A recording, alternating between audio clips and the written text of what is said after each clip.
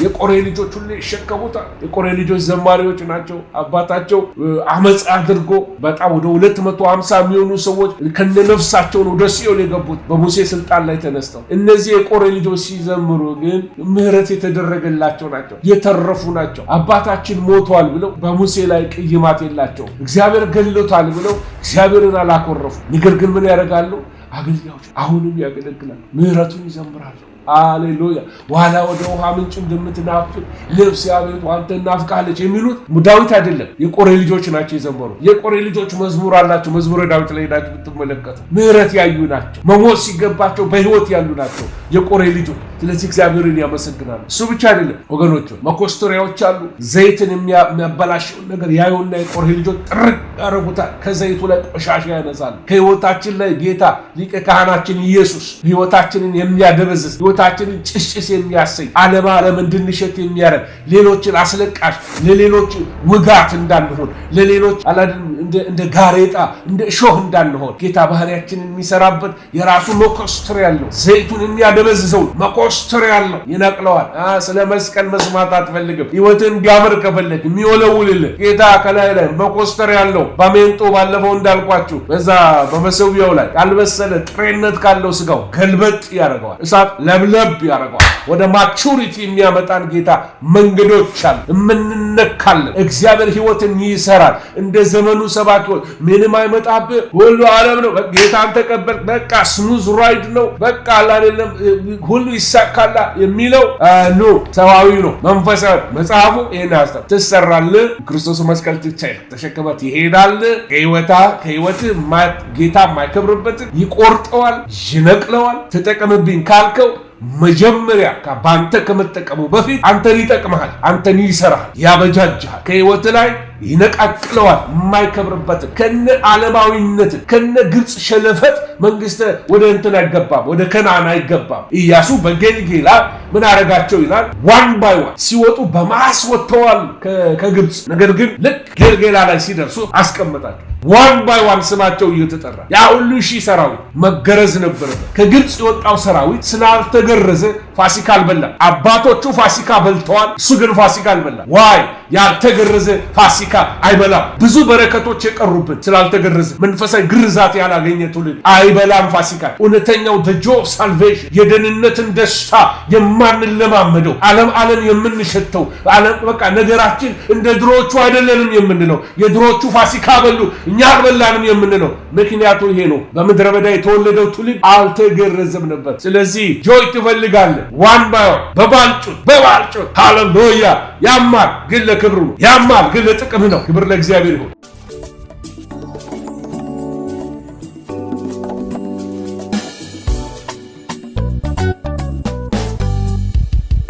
እና ከእግዚአብሔር ቃል ዛሬ የምንመለከተው ከዮሐንስ ራእይ ምናልባት እንትኑን ባረግላችሁ ፓወርፖይንቱን በጌታ ቀን በመንፈስ ነበርኩ ከሚለው ጀምራለን። የዮሐንስ ራእይ በጌታ ቀን በመንፈስ ነበርኩኝ። ዛሬ የምንመለከተው በዮሐንስ ምዕራፍ 1 ከ10 እስከ 20 ያለውን ቃል አብረን እንድናነበው ፈልጋለሁ። እንደዚህ ይላል። በጌታ ቀን በመንፈስ ነበርኩኝ። ይቅርታችን ይሄን ስላይድ ብቻ ነው ማነበው። በጌታ ቀን በመንፈስ ነበር፣ በኋላም የመለከትን ድምፅ የሚመስል ታላቅ ድምፅ ሰማሁ። እንዲሁም የምታየውን በመጽሐፍ ጽፈህ ወደ ኤፌሶንና ወደ ሰምርኔስ፣ ወደ ጴርጋሞን፣ ወደ ቲያጥሮን፣ ወደ ሰርዴስ፣ ወደ ፊላዴልፊያ፣ ወደ ሎዶቅያ በእስያ ወዳሉት ወደ 7ቱ አብያተ ክርስቲያናት ላክ አለኝ ይላል። እና በጌታ ቀን ትልቁ ውይይት ዛሬያችን የሚኖረን ነገር መቼ ነው? የጌታ ቀን መቼ ነው የሚለው እና በመንፈስ ነበርኩኝ። ስለዚህ በዚህ መንፈስ በሆንኩበት ሰዓት ላይ በኋላ የመለከት ድምፅ ሰማሁ ይላል ዮሐንስ። እና ታላቅ ድምፅ ነው የሰማው።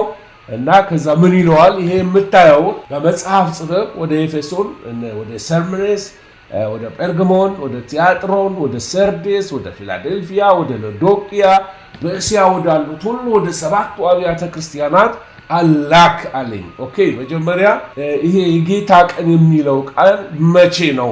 የጌታ ቀን የሚለው መጽሐፍ ቅዱስ የሚያስተምረን ይሄ ቀን የሳምንቱ መጀመሪያ የሚውልበት። የሳምንቱ መጀመሪያ መቼ ነው ካላችሁን እሁድ ነው። ቅዳሜ ሰንበት ነው። በብሉይ ኪዳን ሰንበትን ሰው ልጅ ሰንበትን ሊሽር አልመጣም ይላል መጽሐፍ ቅዱስ። ኢየሱስ ክርስቶስ ሰንበትን አልሻረም። ቅዳሜ ቅዳሜ ነው። አሁን ግን መጽሐፍ ቅዱስ የሚያስተምረን ነገር ምንድነው? ሰንበት የተሰጠው 10ቱ ትእዛዛትም የተሰጠው ለአሕዛብ ሳይሆን የተሰጠው ለአይሁዶች ነው። እንግዲህ ቤተ እስራኤሎች ካልሆናችሁ ወይም ደግሞ የይሁዲ ዘር ከሌለባችሁ በስተቀር አሕዛቦች ናችሁ። የዳናችሁት በጸጋ ነው። ያዳናችሁ ኢየሱስ ክርስቶስ ነው።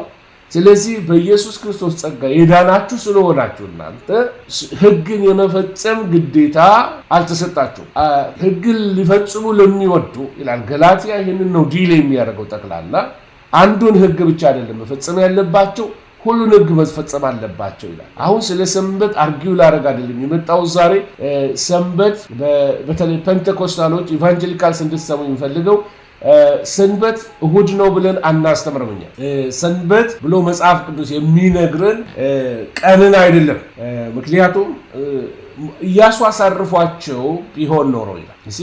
ሰንበት እረፍት ነው። እግዚአብሔር በሰባተኛው ቀን ከስራ ሁሉ አረፈ።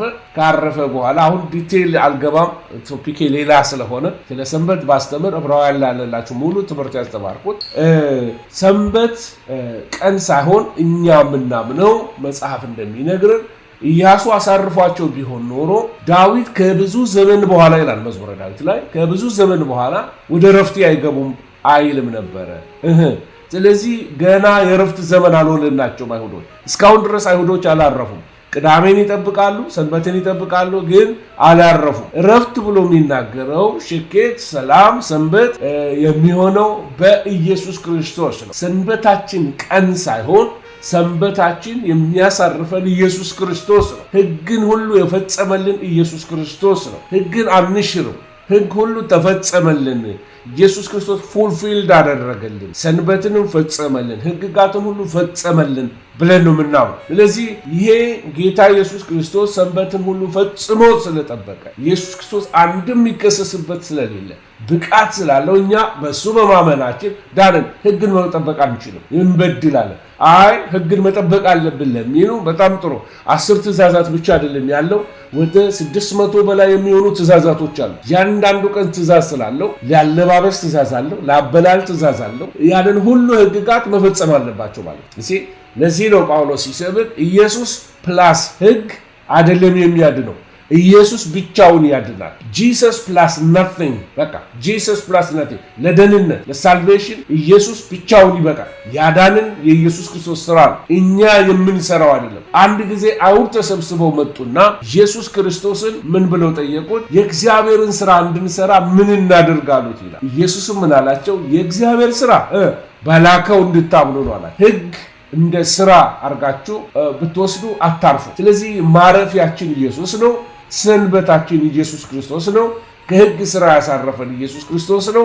ይሄ ማለት ሕግን ኃጢአትን እንደውም ሕግ ከሚጠብቅብን በላይ እናደርጋለን። ምክንያቱም ሕጌን በልባቸው ጽፋለሁ ስላለ በልባችን በተጻፈው ሕግ መሰረት እግዚአብሔርን እናከብራለን እንጂ ነው ኢየሱስ ክርስቶስ ሕግን ፈጽመዋል ብለን ድሃ እንረዳም አንልም። አትስረቅ የሚለውን አንሰርቅም። አትዋሽ፣ እንደዚህ አታድርግ፣ እንዲህ አታድርግ የሚለውን ሁሉ አናደርግም። ያንን የምናደርገው ግን መንፈስ ቅዱስ በእኛ አድሮ በሚሰጠን ጸጋ ኢየሱስ ክርስቶስ ሰርቶ ስለጨረሰው በጸጋ ስለዳን ነው እንጂ ሕግን በመጠበቅ እንድናለን ብለን አናም። ሕግ አያድንም። ምክንያቱም ሕግ የሰጠው ሙሴ እንኳን ወደ ከነዓን አልገባም። ስለዚህ መዳን በሌላ በማንም የለም። እንድንበት ዘንድ የተሰጠን አንድ ስም ኢየሱስ ክርስቶስ ነው። በሱ ያመነ ሁሉ የዘላለም ሕይወት እንዲኖረው እንጂ እንዳይጠፋ እግዚአብሔር አንድያ ልጁን እስኪሰጥ ድረስ ዓለሙን እንዲወዷልና።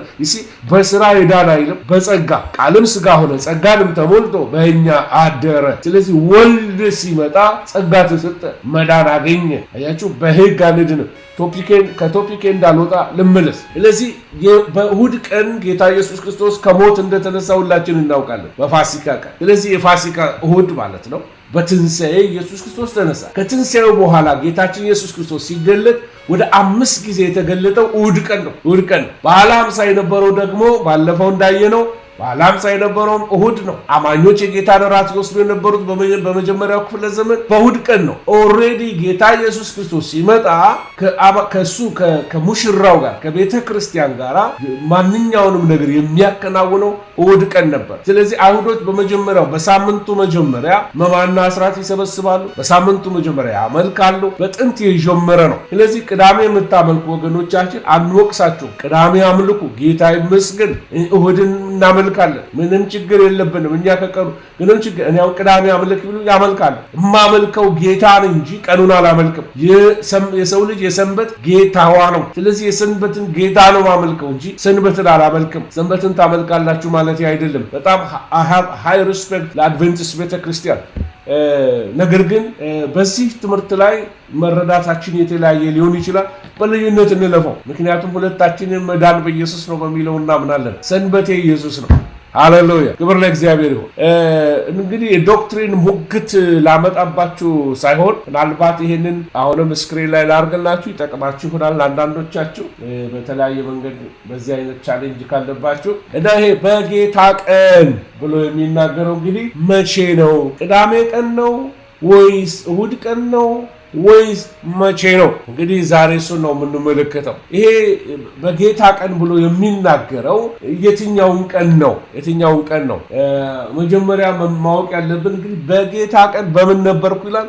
በመንፈስ ነበርኩኝ እና የዛን ጊዜ ምን ሰማሁ ይላል? ድምፅ ሰማሁ። ድምፁ ምን አለኝ? መጽሐፍ ጻፍ አለኝ። ምን የምታረገውን የምታየውን ጻፍ አለኝ። ለማን ልጻፍ አለ?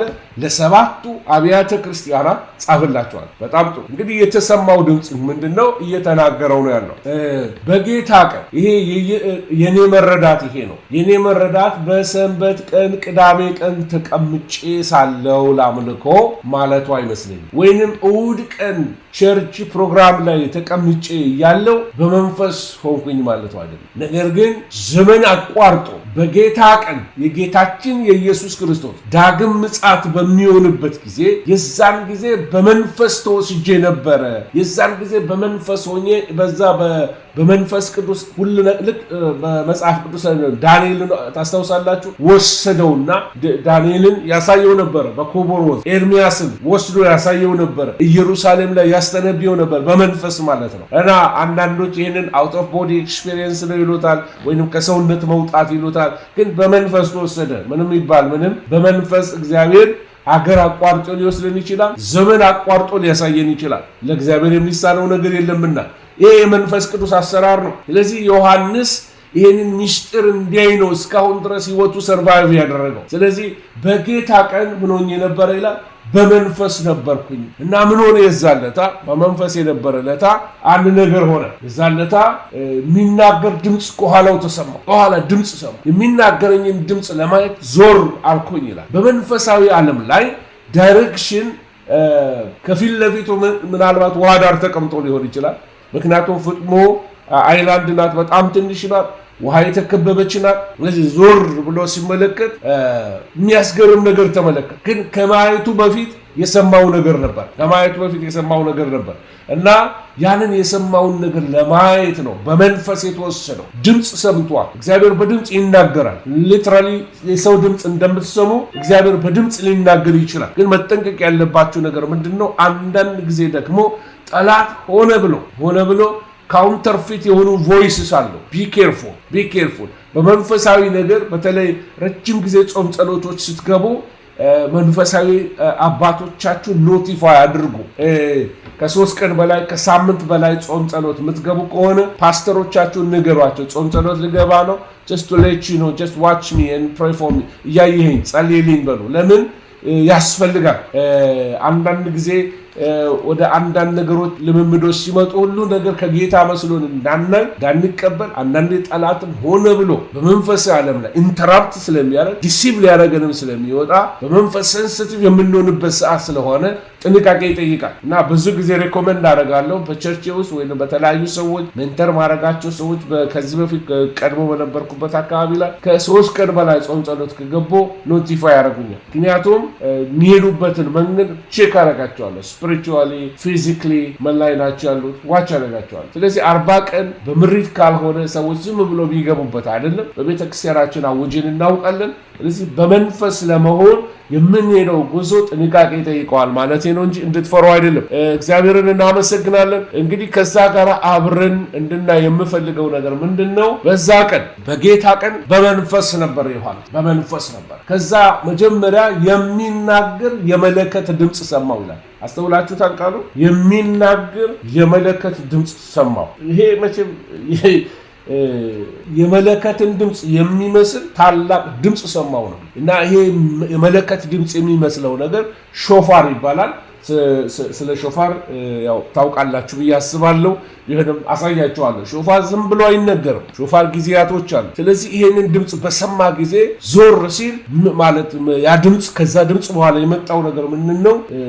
ድምጹ የተናገረው የመለከትን ድምጽ ሰምቶ ምን ይላል? የምታየውን በመጽሐፍ ጻፈ። ስለዚህ ሁለት ነገር አለ ማለት ነው። የሚታይ ነገር አለ፣ እንደገና በመጽሐፍ የሚጻፍ ነገር አለ። ስለዚህ እግዚአብሔር የፈለገው ይሄንን ነው። አይኑን ከፍቶ ወደ መንፈሳዊ ዓለም አስገብቶ ምናልባት ዘመን አቋርጦ ወስዶ ጌታ ኢየሱስ የሚመጣበትን ዘመን አሳይቶ፣ ለምሳሌ ዮሐንስ በዛ ዘመን ምናልባት አለ አይደለም የሚበሩ ጀቶች ቢያይ ምን ይላቸው ይሆን? ምክንያቱም በዘመናቸው ጀት የለም። አሁን በዚህ ዘመን እግዚአብሔር የሆነ ነገር ቢያሳያችሁ ህልም አይታችሁ ለመግለጥ እንዴት አስቸጋሪ ነው አንዳንድ ነገሮች። ስለዚህ እግዚአብሔር ወስዶ ዘመናትን አስቀድሞ በጌታ ቀን በመንፈስ ሆኖ ከመንፈስ ዓለም ላይ የሚመጣውን ነገር ዳውንሎድ ያደርግ ነበር። በዚህ ዘመን ቋንቋ ልናገር፣ እግዚአብሔር በመንፈስ ውስጥ ዳውንሎድ ያደርግ ነበር፣ ይናገረው ነበር። ስለዚህ ዘመን አቋርጦ የሚሄድበት መንፈስ እግዚአብሔር ሰጥቶት ነው እና ሰማው ይላል። ስለዚህ በመጽሐፍ ጻፈ ነው። እንደገና ደግሞ ላክ። እግዚአብሔር ጆሮቻችንን ይክፈትልን። በህይወታችሁ የሱን ድምጽ የምትሰሙበት፣ የሱን ጥሪ የምትሰሙበት፣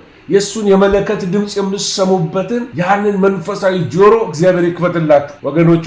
ሌሎች የሚሰሙላችሁ ሳይሆን እግዚአብሔር ቀጥታ የሚናገራችሁ ሰዎች እግዚአብሔር ያርጋችሁ። በስማ በለው ሳይሆን ራሳችሁ ሰምታችሁ እግዚአብሔር ዘመኑን ሰምታችሁ ዘመኑ ላይ ያለውን መለከት አድምጣችሁ በዘመኑ ላይ እግዚአብሔር የተናገረውን ነገር ሰምታችሁ ዘመኑን በመንፈስ የምትመረምሩ እግዚአብሔር ያርጋችሁ። የሚናገር የመለከት ድምጽ የሚመስል ሰማው። ከዛ ምንድነው የሚለው ብዬ ዞር አልኩኝ ይላል። ዞር ስል ይሄን አየሁኝ ይላል። ስለዚህ የምታየውን በመጽሐፍ ጻፍ። የዮሐንስ ራእይ የተጻፈው እንደዚህ ነው። ሰው ብድግ ብሎ እስቲ ልጻፍ በቃ እስቲ መጽሐፍ አማረኝ ብሎ ከልቡ አቅንቶ ዝም ብሎ ብድግ ብሎ የጻፈው ኢሞሽናል ሆኖ የጻፈው ሳይሆን በመንፈስ ቅዱስ ተሞልቶ በእግዚአብሔር እሳት ውስጥ ሆኖ በእግዚአብሔር ኃይል ውስጥ ሆኖ ስጋው የተጎሰመ ሰው ነው።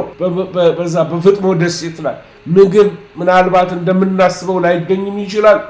እስር ላይ ያለ ሰው ነው። ጎስቋላ ሰው ነው። ስዕሉ ኤክስፕሬስ ያደርገዋል። ጉስቁል ያለ ሽማግሌን ሰው ነው። በዛ መከራ ውስጥ ሆኖ ነው እግዚአብሔር የሰማይን ነገር የገለጠልን። ምን አይነት የተባረከ ተስፋ ነው! ምን አይነት ግሎሪየስ ዴይ ነው! ምን አይነት የክብር ቀን ነው! አንድ ጊዜ ድምፁ ሲመጣ ዞር ሲል ነገሮች ተገጣጠሙ እና የሚልክበት አድራሽ ጌታ በቃ ቶሎ በለ በቃ ተነስ ይሏል። አሁን ዘመኑ መጥቷል። ምን ልታረግ? ለሰባት አብያተ ክርስቲያናት ደብዳቤ ጽፍልኛል። ይሄ ደብዳቤ የተጻፈው እንግዲህ በመንፈስ ምሪት የእግዚአብሔር ልጅ ኢየሱስ ክርስቶስ ራሱ ተገልጦ ለዮሐንስ እየተናገረው ነው። በድምፅ ነው የመጣለት። ቀጥሎ አይኑን ከፈተ። ወገኖቼ ሆይ የሚቀጥለው ሰሌዳ ላይ ወስጄ ላሳያችሁ። ስለ መለከት ትንሽ ነገር ልንገራችሁ። መለከት ለተለያየ ነገር ይነፋል። ሰንበት መግባቱን፣ የበዓላት መድረስን፣ የጦርነት ሲመጣ፣ ንጉሥ ሲቀባ፣ ስብሰባ ሲሰየም ኑ ተሰብሰቡ ተብሎም ብሎ ሙሴ ሲጠራቸው ዘኍልቍ 10 ላይ ያለላችሁ ሰሌዳው ላይ ታዩታላችሁ። በእግዚአብሔር መለከት መጽሐፍ ቅዱስ ጌታችን ኢየሱስ ክርስቶስ ከሰማይ በመላእክት አለቃ ድምፅ በእግዚአብሔር መለከት ከሰማይ ይወርዳል ይላል። ስለዚህ መለከት ለተለያየ ጉዳዮች ይነፋል። ሰንበት ገብቷል የሚል ጩኸቱን ይለዩታል። በዓላት ሲደርሱ አነፋፉ ይለያል። ጦርነት ሲሆን አነፋፉ ይለያል። እሺ እነ ጌዴዎን ያወቁበት ይሄን ነው። መለከት ነፉ። ንጉሥ ሲቀባ ዳዊት ተቀብቷል የሚል መለከት ተነፍቷል። ማነው ሳውል ሲቀባ መለከት ተነፍቷል። ስብሰባ ሲጠራ ህዝብ ሁሉ ተሰብሰቡ ሲባል መለከት ይነፋ። ስለዚህ አጫጫው ይለያል፣ አጠራሩ ይለያል። ይሄ የተለያየ አይነት አገልግሎቶች፣ የተለያየ አይነት የእግዚአብሔር ድምፅ ወደ ህይወታችን ሲመጣ አጠራሩ ይለያል። የጦርነት አጠራሮች አሉ። አሁን ክተት፣ አሁን የጾም ጸሎት ጊዜ ነው። አሁን መንፈሳዊ ውጊያ የምታደርግበት ጊዜ ነው። አሁን የቅባት ጊዜ ነው። አሁን የኢቫንጀሊዝም ጊዜ ነው። አሁን የበዓላት ደርሰዋል። አሁን ሴሌብሬት የምታደርግበት ጊዜ ነው። አሁን ህዝብን ሰብስበህ ወደዚህ የምታሻግርበት ጊዜ ነው ብሎ የተለያየ ሜሴጆች እግዚአብሔር ለሰዎች ይሰጣል፣ ለአገልጋዮች ይሰጣል፣ ለቤተ ክርስቲያን ይሰጣታል። ስለዚህ መለከት ጥሪ ነው። መለከት ከሰማይ ሲጣራ ነው እግዚአብሔር ሲናገር ማለት ነው። የእግዚአብሔር ድምፅ መጣላቸው ማለት ነው ወገኖች። ስለዚህ ራእዩ ሲጀምር መጀመሪያ የምትመለከቱት ነገር ምን ብሎ ነው? አየው ይላል። አየው ዮሐንስ ያው ስዕሉ ላይ እንደምታዩት በውሃ ዳር ነው አየው። እና ካየው ብቻ አይደለም ሰማው። መጀመሪያ ሰማው፣ ቀጥሎ አየው ነው። ይቅርታ ስቴፑ እንደዛ ነው።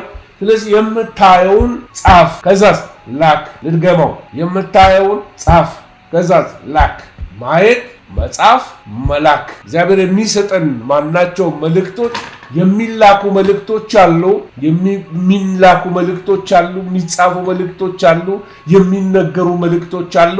አገልጋይ የሚናገረውን መለየት አለበት፣ የሚጽፈው መለየት አለበት። እንደገናም ደግሞ ማይናገረውን ማወቅ አለበት። አንዳንድ ጊዜ እግዚአብሔር ለኛው ለራሳችን እንድንማር የሚነግረንን መልእክቶች ለሰዎች እንድንነግር ብንነግራቸው ለነሱ አይደለም መልእክቱ።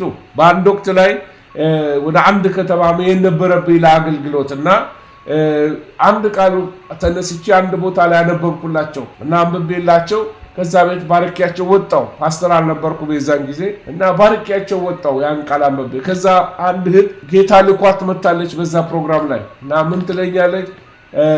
በሚጠሩኝ ስም ጠሩኝና ምን አለችኝ? መልእክቱ እኮ ያንተ ነው። ጌታ እኮ ይሄን መልእክት እንድትሰብከው የሰጠህ አይደለም። ይሄ መልእክት አንተን እየላከ ያለ ቦታ አለ። ስለዚህ ይሄ ቃል ላንተ ነው፣ ለራሱ ንገሪው። እኔ የነገርኩ ላንተ ነው እንጂ እንድትሰብከው አይደለም ብለዋል አለች። ጌታ ይመስገን። እሺ የሰባኪ ነገር ይሄ ነው። የሰማነውን ሁሉ መናገር ያለብን ይመስለናል። ያነበብነውን የተማርነውን ነገር መንፈሳችንን ያሞቀውን ነገር ሁሉ ለሰው ማካፈል ያለብን ይመስለናል። አንዳንድ ጊዜ የኛው ብቻ መልእክቶች አሉ። የኛው መልእክቶች ከሆኑ ለሰዎች ብንሰጣቸው ጥቅሙ አይታየኝም። ነገር ግን አድርስልን የሚለን መልእክቶች አለ፣ ጻፍልን የሚሉ መልእክቶች አለ፣ ለትውልድ አስተላልፈው የሚለው መልእክቶች አለ። አንዳንድ ጊዜ ፓስተሮቻችሁ ስብከታቸውን ሲደግሙ ካያችኋቸው ያ መልእክታቸው ህይወታቸው ላይ የተጻፈ ነው። በደም ስሟቸው። ፓስተራችሁ ደጋግሞ የሚለው ነገር ካለ፣ ፓስተራችሁ ደጋግሞ የሚያስተምረው ነገር ካለ ፕሊስ ሊስን። ያ መልእክት ለእናንተ መለከት ነው፣ የመለከት ድምፅ ነው፣ የምትታነጹበት ነው ወገኖች ሆይ። ስለዚህ የመለከቱ ድምፅ ቢደጋገም አትሰልቹ። የእግዚአብሔር ቃል የሚሰራ ነው። እግዚአብሔርን እናመሰግናለን። ስለዚህ ዮሐንስ ራእዩን ሲጀምር ምንድነው የምትመለከቱት? የምታየውን ሰማው አይደለም ያለው፣ የምታየውን ደግሞ ጻፍ፣ ከዛስ ላከዋል። ስለዚህ ሁሉ ሰው ለመጻፍ አልተጠራም፣ ሁሉ ሰው ለመናገር አልተጠራም። ሁሉ ሰው የሚሰማ አለ፣ ማይሰማ አለ። ግን የዛሬ መልእክቴ ምንድነው? እግዚአብሔር ሁላችሁን ጆሮ ይክፈትላችሁ ነው። እግዚአብሔር አይኖቻችሁን ያብራላችሁ። እግዚአብሔር ነው የሚናገረው፣ የጻፈውን በመንፈሱ የተናገረውን። ለዚህ ዘመን እግዚአብሔር ምን አለ? ለቤተ ክርስቲያን ምን አለ? ሌላው ቤተ ክርስቲያን ሲያረግ አይተን ነው የምናረገው ወይስ እግዚአብሔር ምን እያላችሁ? እዚህ መንፈሳዊ ዓለም በኩረጃ አይኬድም። መንፈሳዊ ዓለም ከእግዚአብሔር በመስማት ነው የምንሄደው። ዛሬ በጌታ በኢየሱስ ክርስቶስ ስም ለሕይወታችሁ ለዘመናችሁ የሚሆንን ነገር እግዚአብሔር ይናገራችሁ። ከኋላችሁ የሚጣራውን የመለከት ድምፅ እንድትሰሙ እግዚአብሔር በመንፈሱ ይቀስቅሳችሁ። ሃሌሉያ! እግዚአብሔር ስም ብሩክ ይሁን። እንግዲህ በሚቀጥለው ላይ የምንመለከተው ነገር ምንድነው? የራእዩን ጅማሬ ተመልክተናል እና የሚናገረኝን ድምፅ ለማየት ምን አልኩኝ ነው የሚለው። ዞር አልኩ ቁጥር 12 ላይ እንደምታዩ እና ዞር አልኩኝ እና ይሄ የሰማይ ጥሪ ነው። እግዚአብሔር ይናገራል፣ ድምፅ ያሰማል ለአገልጋዮቹ። እግዚአብሔር ሰው የጠራን እስኪመስለን ድረስ ድንገት በቃ ከኋላችን ድምፅ የሚሰማበት ነገሮች አሉ። እግዚአብሔር ስም የተባረከ ይሁን ወገኖች። አንዳንድ ልምምዶች ለሰዎች ብናካፍላቸው የሚጠቅማቸውም አለ። ለዚህ ነው ከህይወት ተሞክሯችንም አንዳንዴ ሼር እናደርጋለን እንጂ እኛ በጣም መንፈሳዊ ስለሆንን በጣም ለእግዚአብሔር ስለቀረብን ሰማይ ጥግ የምናድር አርጋችሁ አትሳሉ። እንደናንተው ሰዎች ነን፣ እንደናንተው ድካም አለን፣ እንደናንተው ጸሎት ያስፈልገናል። እና ምን ልላችሁ ፈልጌ ነው፣ አንዳንድ የመንፈሳዊ ልምምዶች ሲነገሩ ሰዎች ለሰውየው በጣም የተለየ አድርገው ያዩታል። ግን ሰውየው ትምህርት ነው የሚነግራችሁ፣ በተለይ ሰባኪው።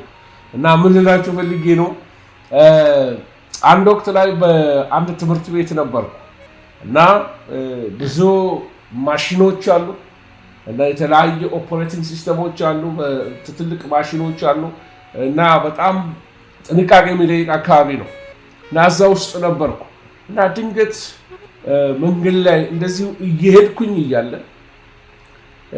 ከኋላዬ ስሜን የሚጠራ ሰው ድምፅ ሰማሁ እና ዞር ብዬ እስክመለስ እንደዚህ ዞር ስል ከዚህ ላይ ምን እንደነካው የማይታወቅ በጣም የተቆለለ በጣም አደገኛ የሆነ አግኝቶኝ ቢሆን በህይወት ማርኖርበት ናዳ ሲወድቅ እኔ ስዞር እና ከኋላዬ ነው የወደቀው። ምንም ነገር እንዲህ ንፋስ ነው የነካኝ። ግን ማን አንድ ሰው አልጠራኝ። በኋላ ከሾፕ ውስጥ ወይም የነበሩ ሰዎች ወይም እዛ አካባቢ ማሽኖች የነበሩበት ማንም ሰው የለም እና የገረመኝ ነገር ያ ድምፅ የማ ድምፅ ነው ብዬ ነበር። እና አንዳንድ ጊዜ እግዚአብሔር እንደዛ አይነት መላእክቶች እንዳሉ ታውቃላችሁ። በድምፅ የሚናገርበት መንገዶች አሉ። ይህን ስላችሁ ምን ለማለት ነው? ልምምዳችን እግዚአብሔር ይናገራል። እግዚአብሔር ሲናገረን ግን የተለየን ሰዎች ስለሆንን አይደለም፣ ልጆቹ ነን። ልጆቹን የማይናገር አባት የት አለ? አባት እኮ ልጆቹን ማነጋገር ይወዳል። ከሰማነው ይናገራል። የግድ ሴንሴሽናል በሆነ መንገድ ላይ ይናገረን ይችላል። አሁን በቃሉ እየተናገራችሁ ነው። ክብር ለእግዚአብሔር ይሁን። ሲናገረን በድምፁ ላለው ሁልጊዜ ሲናገረን በድምፁ ሳይናገረን በቃሉ እንሄዳለን። የግድ አለ አይደለም እንደ ነጎድጓድ የሆነ ድምፅ የሆነ በቃ የመለከት ድምፅ ካልሰማው ከቤት ያልወጣም እንድትሉ አይደለም። ነገር ግን የተጻፈ ቃል አለ። በተጻፈው ቃል እግዚአብሔር ይናገራል። ይህን የእግዚአብሔር ቃል እናከብረው ይገባል። በእግዚአብሔር መንፈስ ኢንስፓየርድ የሆነ ቃል ነው። በሁለት በኩል የተሳለ ሰይፍ ነው። አንዳንድ ጊዜ ቃላቶቹ በብላክ ኤንድ ዋይት የተጻፈ ቢሆንም አንዳንድ ቃላቶቹ ይዘላሉ፣ ወደ መንፈሳችን ዘለው ይገባሉ።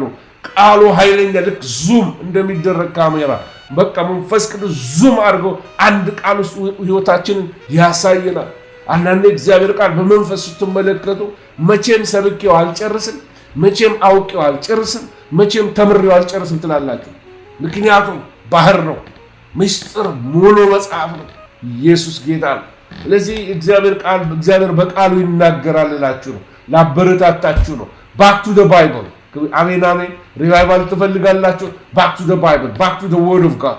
ወደ ቃሉ እንመለስ፣ ወደ መጽሐፍ ቅዱስ እንመለስ። ሪቫይቫል እዛ ውስጥ አለ። እግዚአብሔርን ቃል ስትበሉ በመንፈስ ቅዱስ የተለወሰ ስለሆነ ሪቫይቫል በውስጣችሁ ያመጣል። አይናችሁን ሊከፍት ይጀምራል። ህልም ልታዩ ትጀምራላችሁ። እግዚአብሔር ዜማ ሊያፈስባችሁ ይጀምራል። ቃሉ በመንፈስ ቅዱስ የተለወሰ ነው። ደራሲው መንፈስ ቅዱስ ነው። ስለዚህ መንፈስ ቅዱስ የጻፈውን አንቡ፣ ድምፁ ውስጥ አለ ልላችሁ ነው። እግዚአብሔር በቃሉ ይናገራል። ሃሌሉያ! ክብር ለእግዚአብሔር ይሁን ወገኖች ሆይ። ስለዚህ የሚናገረኝን ድምፅ ለማየት ዞር አልኩኝ ይላል። እዛ መንፈሳዊ ነገሮችን እንግዲህ በማየት ብቻ ሳይሆን በመንፈሳዊ ዓለም ደግሞ እንድታውቁት የሚያስፈልገው ኋላ የሚለው ከአምስቱ ህዋሳት ውጪ ማለት ነው።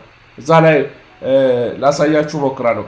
ስላይዱን በትልቁ ከአምስቱ ህዋሳት ውጪ ወደ ኋላ ዞር አልኩ የሚለው ይሄ በአይናችሁ፣ በጆሮአችሁ፣ በአፋችሁ በእነዚህ በፋይቭ ሴንስ ኦርጋንስ የምንላቸው በዛ የሚታይ አይደለም።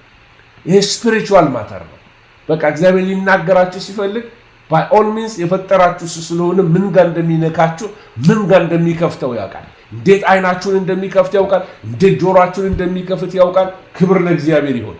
አንዳንዶቻችንን የዘጋብን እንደ ኢሳይያስ ትልቅ ችግር የሆነበት ምንድነው? አንደበቱ ጋር ነበረ። አንደበቴ የረከሰ ነኝ አለ። አንደበቱን በቃ አንዴ በእሳት ሲነከው ከዛ በኋላ ድምፅ ሰማ። ማንን እልካለሁ? ማንስ ይሄድልናል የሚል ኢሳይያስ 6 ላይ ያለውን ቃል ሰማ። ከዛ እኔን ላከኝ እጅ አወጣ እኔን ላከኝ። ከዛ ሂድ ለዚህ ህዝብ እንዲበላቸው አለ። ክብር ለእግዚአብሔር። መልእክተኛ የሚያደርገን የተቀደሰ አንደበት ሲኖረን ነው። ብዙዎቻችን ከብዙ ነገር ዲስኳሊፋይ የምናደርገው በንግግራችን ነው። እግዚአብሔር ይርዳን።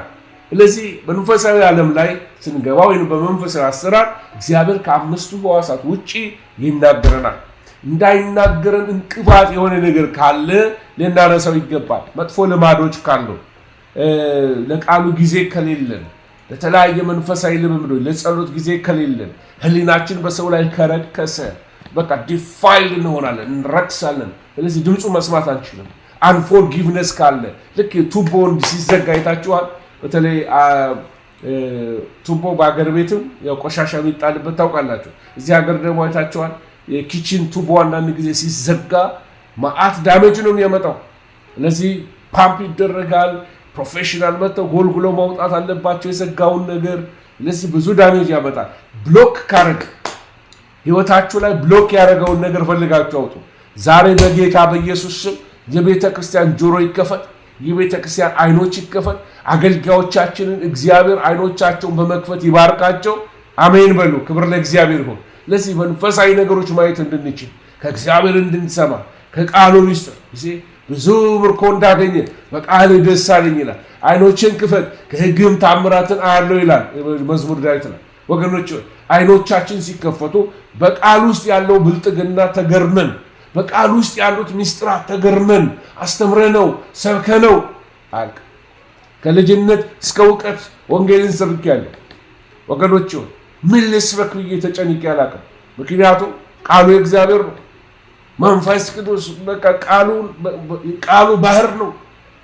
ሌላ ላይፍ ታይም ከዚህ በኋላ የኖርኩበትን ዘመን ያህል በህይወት ብኖርና በሰብከው እግዚአብሔር ቃልን ሰብኬ እንደማልጨርሰው ተረድቻለሁ።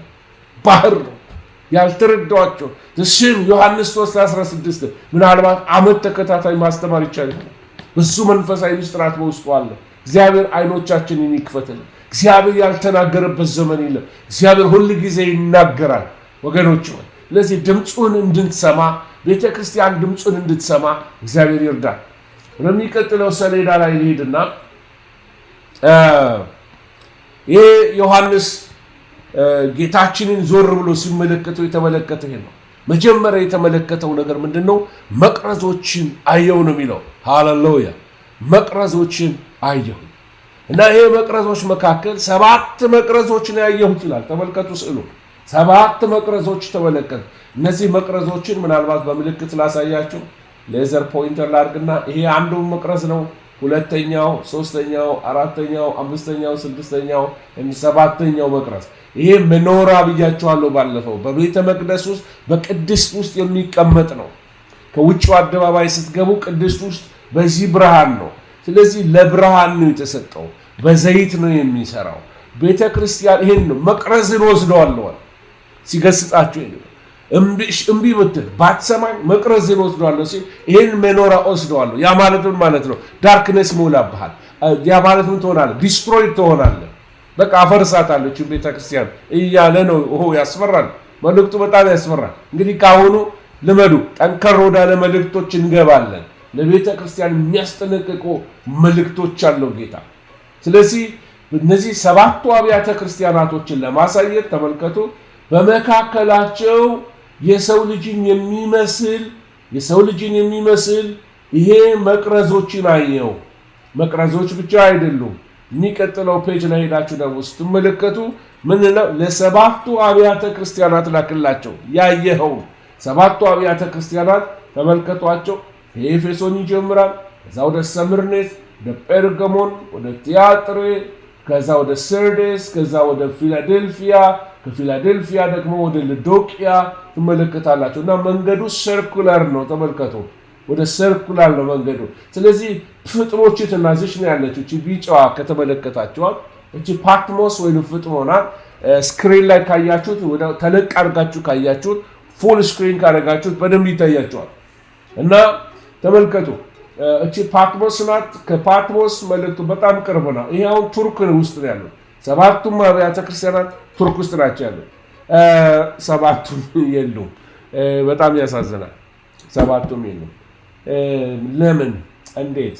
እና ለዚህ ነው የምንማረው። ይሄን ነው ዮሐንስ ለነዚህ ነው አድርስልኝ ያለው ጌታ። ኤፌሶን፣ ሰምርኔስ፣ ጴርጋሞን፣ ቲያጥሬ፣ ሰርዴስ፣ ፊላዴልፊያ እንደገና ደግሞ ሎዶቅያ። ስለዚህ እነዚህ አብያተ ክርስቲያናት በሙሉ መልእክት ከጌታ አላቸው። በአንድ መስመር ላይ እንደሆኑ ተመልከቷቸው። ስለዚህ መልእክት አለው ጌታ። ለቤተ ክርስቲያን መልእክት አለው። ለትውልዱ መልእክት አለው ጌታ። እግዚአብሔር ሊናገር የሚፈልገው ነገሮች አሉ። ከዛ ይሄ የሚናገረኝን ይላል፣ የሚናገረኝን ድምፅ ለመስማት ምን አልኩኝ ይላል? ዞር አልኩኝ ይላል። እና ይሄ እዚህ ቦታ ላይ ነው የምትመለከቱት። ኢየሱስን በክብሩ ሲመለከተው የሚያስደነግጥ ግርማ ተሞልቶ ከዚህ በፊት የሚያውቀውን ኢየሱስ አይደለም ያለ። ከዚህ በፊት አብሮት ወደ ደረቱ ተጠግቶ የነበረው ጌታ ሆይ ማን የሚክድ እያለ ወደ ደረቱ ተጠግቶ፣ ይሄ ኢየሱስ ሌላ ኢየሱስ ነው ማለት ያው ኢየሱስ ነው። ከሞት በኋላ የተነሳው ኢየሱስ፣ የከበረው ኢየሱስ።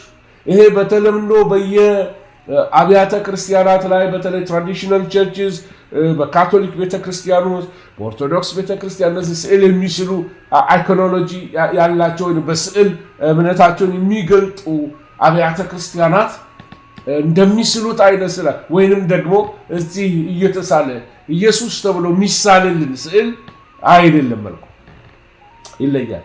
ቀለሙን አይደለም የሚናገረው፣ ግን ተሆል ክብሩ ወንጌላት ላይ የማታዩት ክብር ነው። ኢየሱስ ላይ የምታዩ አሁን ሞቶ የተነሳው ጌታ ነው። አሁን በትንሣኤው ክብር ነው ያለው። አሁን በሰማይ ክብር ውስጥ ነው ያለው። ሲመጣ እንደ በግ ነው። አሁን እንደ አንበሳ ነው። አሁን አለቃ ነው። አሁን ቤተ ክርስቲያንን በመቅረዞቹ መካከል፣ መቅረዞቹ አብያተ ክርስቲያናቶች ናቸው።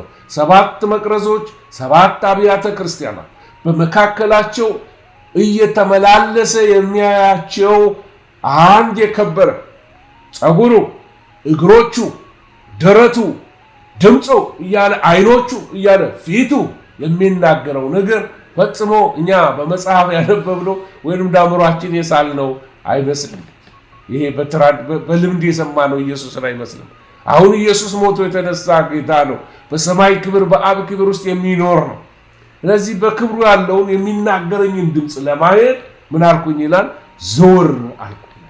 ዞር ብዬ ምን አየሁ ይላል? 7 የወርቅ መቅረዞች አየሁ።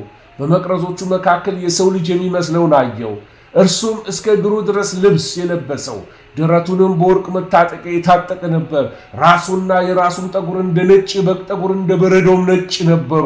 አይኖቹ እንደ እሳት ነበልባል ነበሩ። ሃሌሉያ! እግሮቹ በእቶን የነጠረ የጋለ ናስ ይመስሉ ነበረ። ድምፁ እንደ ብዙ ውሃዎች ድምፅ ነበረ። በቀኝ እጁ 7 ከዋክብት ነበሩት። ከአፉ በሁለት ወገን የተሳለ ስለታም ሰይፍ ወጣ። ፊቱም በኃይል እንደሚያበራ እንደ ፀሐይ ነበረ። ሃሌሉያ! ኢየሱስ ጌታ ነው። ኢየሱስን በክብሩ እንድናይ ዓይኖቻችንን ይክፈትልን። ይሄ አሁን ያልኩትን እንኳን ስዕላዊውን ነገር መሳል እንድንችል እግዚአብሔር ይርዳል። ክብር ለእግዚአብሔር ይሁን። ወገኖቹ እንዲህ አይነት የከበረ ጌታ ነው ያለን። ሞትን ድል አድርጎ የተነሳ ጌታ ነው ያለን። ሃሌሉያ! ወገኖቹ ይህንን ቃል ነው አሁን ያነበብኩላችሁ እና ዮሐንስ መጀመሪያ የተመለከተው ነገር ቢኖር በመቅረዞቹ መካከል መቅረዞቹ 7 መቅረዞች ነበሩ ይላል። ስለ መቅረዝ ባለፈው ተናግሬያለሁ። ነገር ግን ምናልባት ከረሳችሁት ለመድገም ያህል ለማሳየት ይል ተመልከቱ። 7 ቁጥር በመጽሐፍ ቅዱስ ፐርፌክሽን ሙላትን ያመለክታል። 7 ቀን ፍጥረት የተጠናቀቀበት ነው። 7ኛው ቀን 7ኛው ዓመት ይር ኦፍ ጁብሊ ብያችኋለሁ። የሰንበት ዓመት ነው። በዛ ዓመት ባሪያ ይለቀቃል። ይር ኦፍ ጁብሊ ነው። እንደገና ደግሞ 7 ጊዜ ኢያሪኮን ሲዞሩ የኢያሪኮ ቁጥር ፈረሰ። ታስታውሳላችሁ። ንዕማን 7 ጊዜ ብቅ ጥልቅ በል አለው በዮርዳኖስ። የዛን ጊዜ ለምጹ ነጻ ይላል። ከዛ ደግሞ ካህናቶቹ ከታቦቱ ፊት 7 ካህናቶች ናቸው ከታቦቱ ፊት ጋር ፊት ሲሄዱ የነበሩ። እንደገና 7 ማዕተቦች፣ 7 መለከቶች፣ 7 ጽዋዎች በራእይ መጽሐፍ ውስጥ ያላቸው 7ቱ የእግዚአብሔር መናፍስት ተብሎ ተጽፏል። 7 አይኖች ያሉት እንደገና 7 ቀንዶች ያሉት በግ በሰማይ እንደተመለከተ ዮሐንስ ደግሞ ጽፎልናል። ክብር ለእግዚአብሔር ይሁን።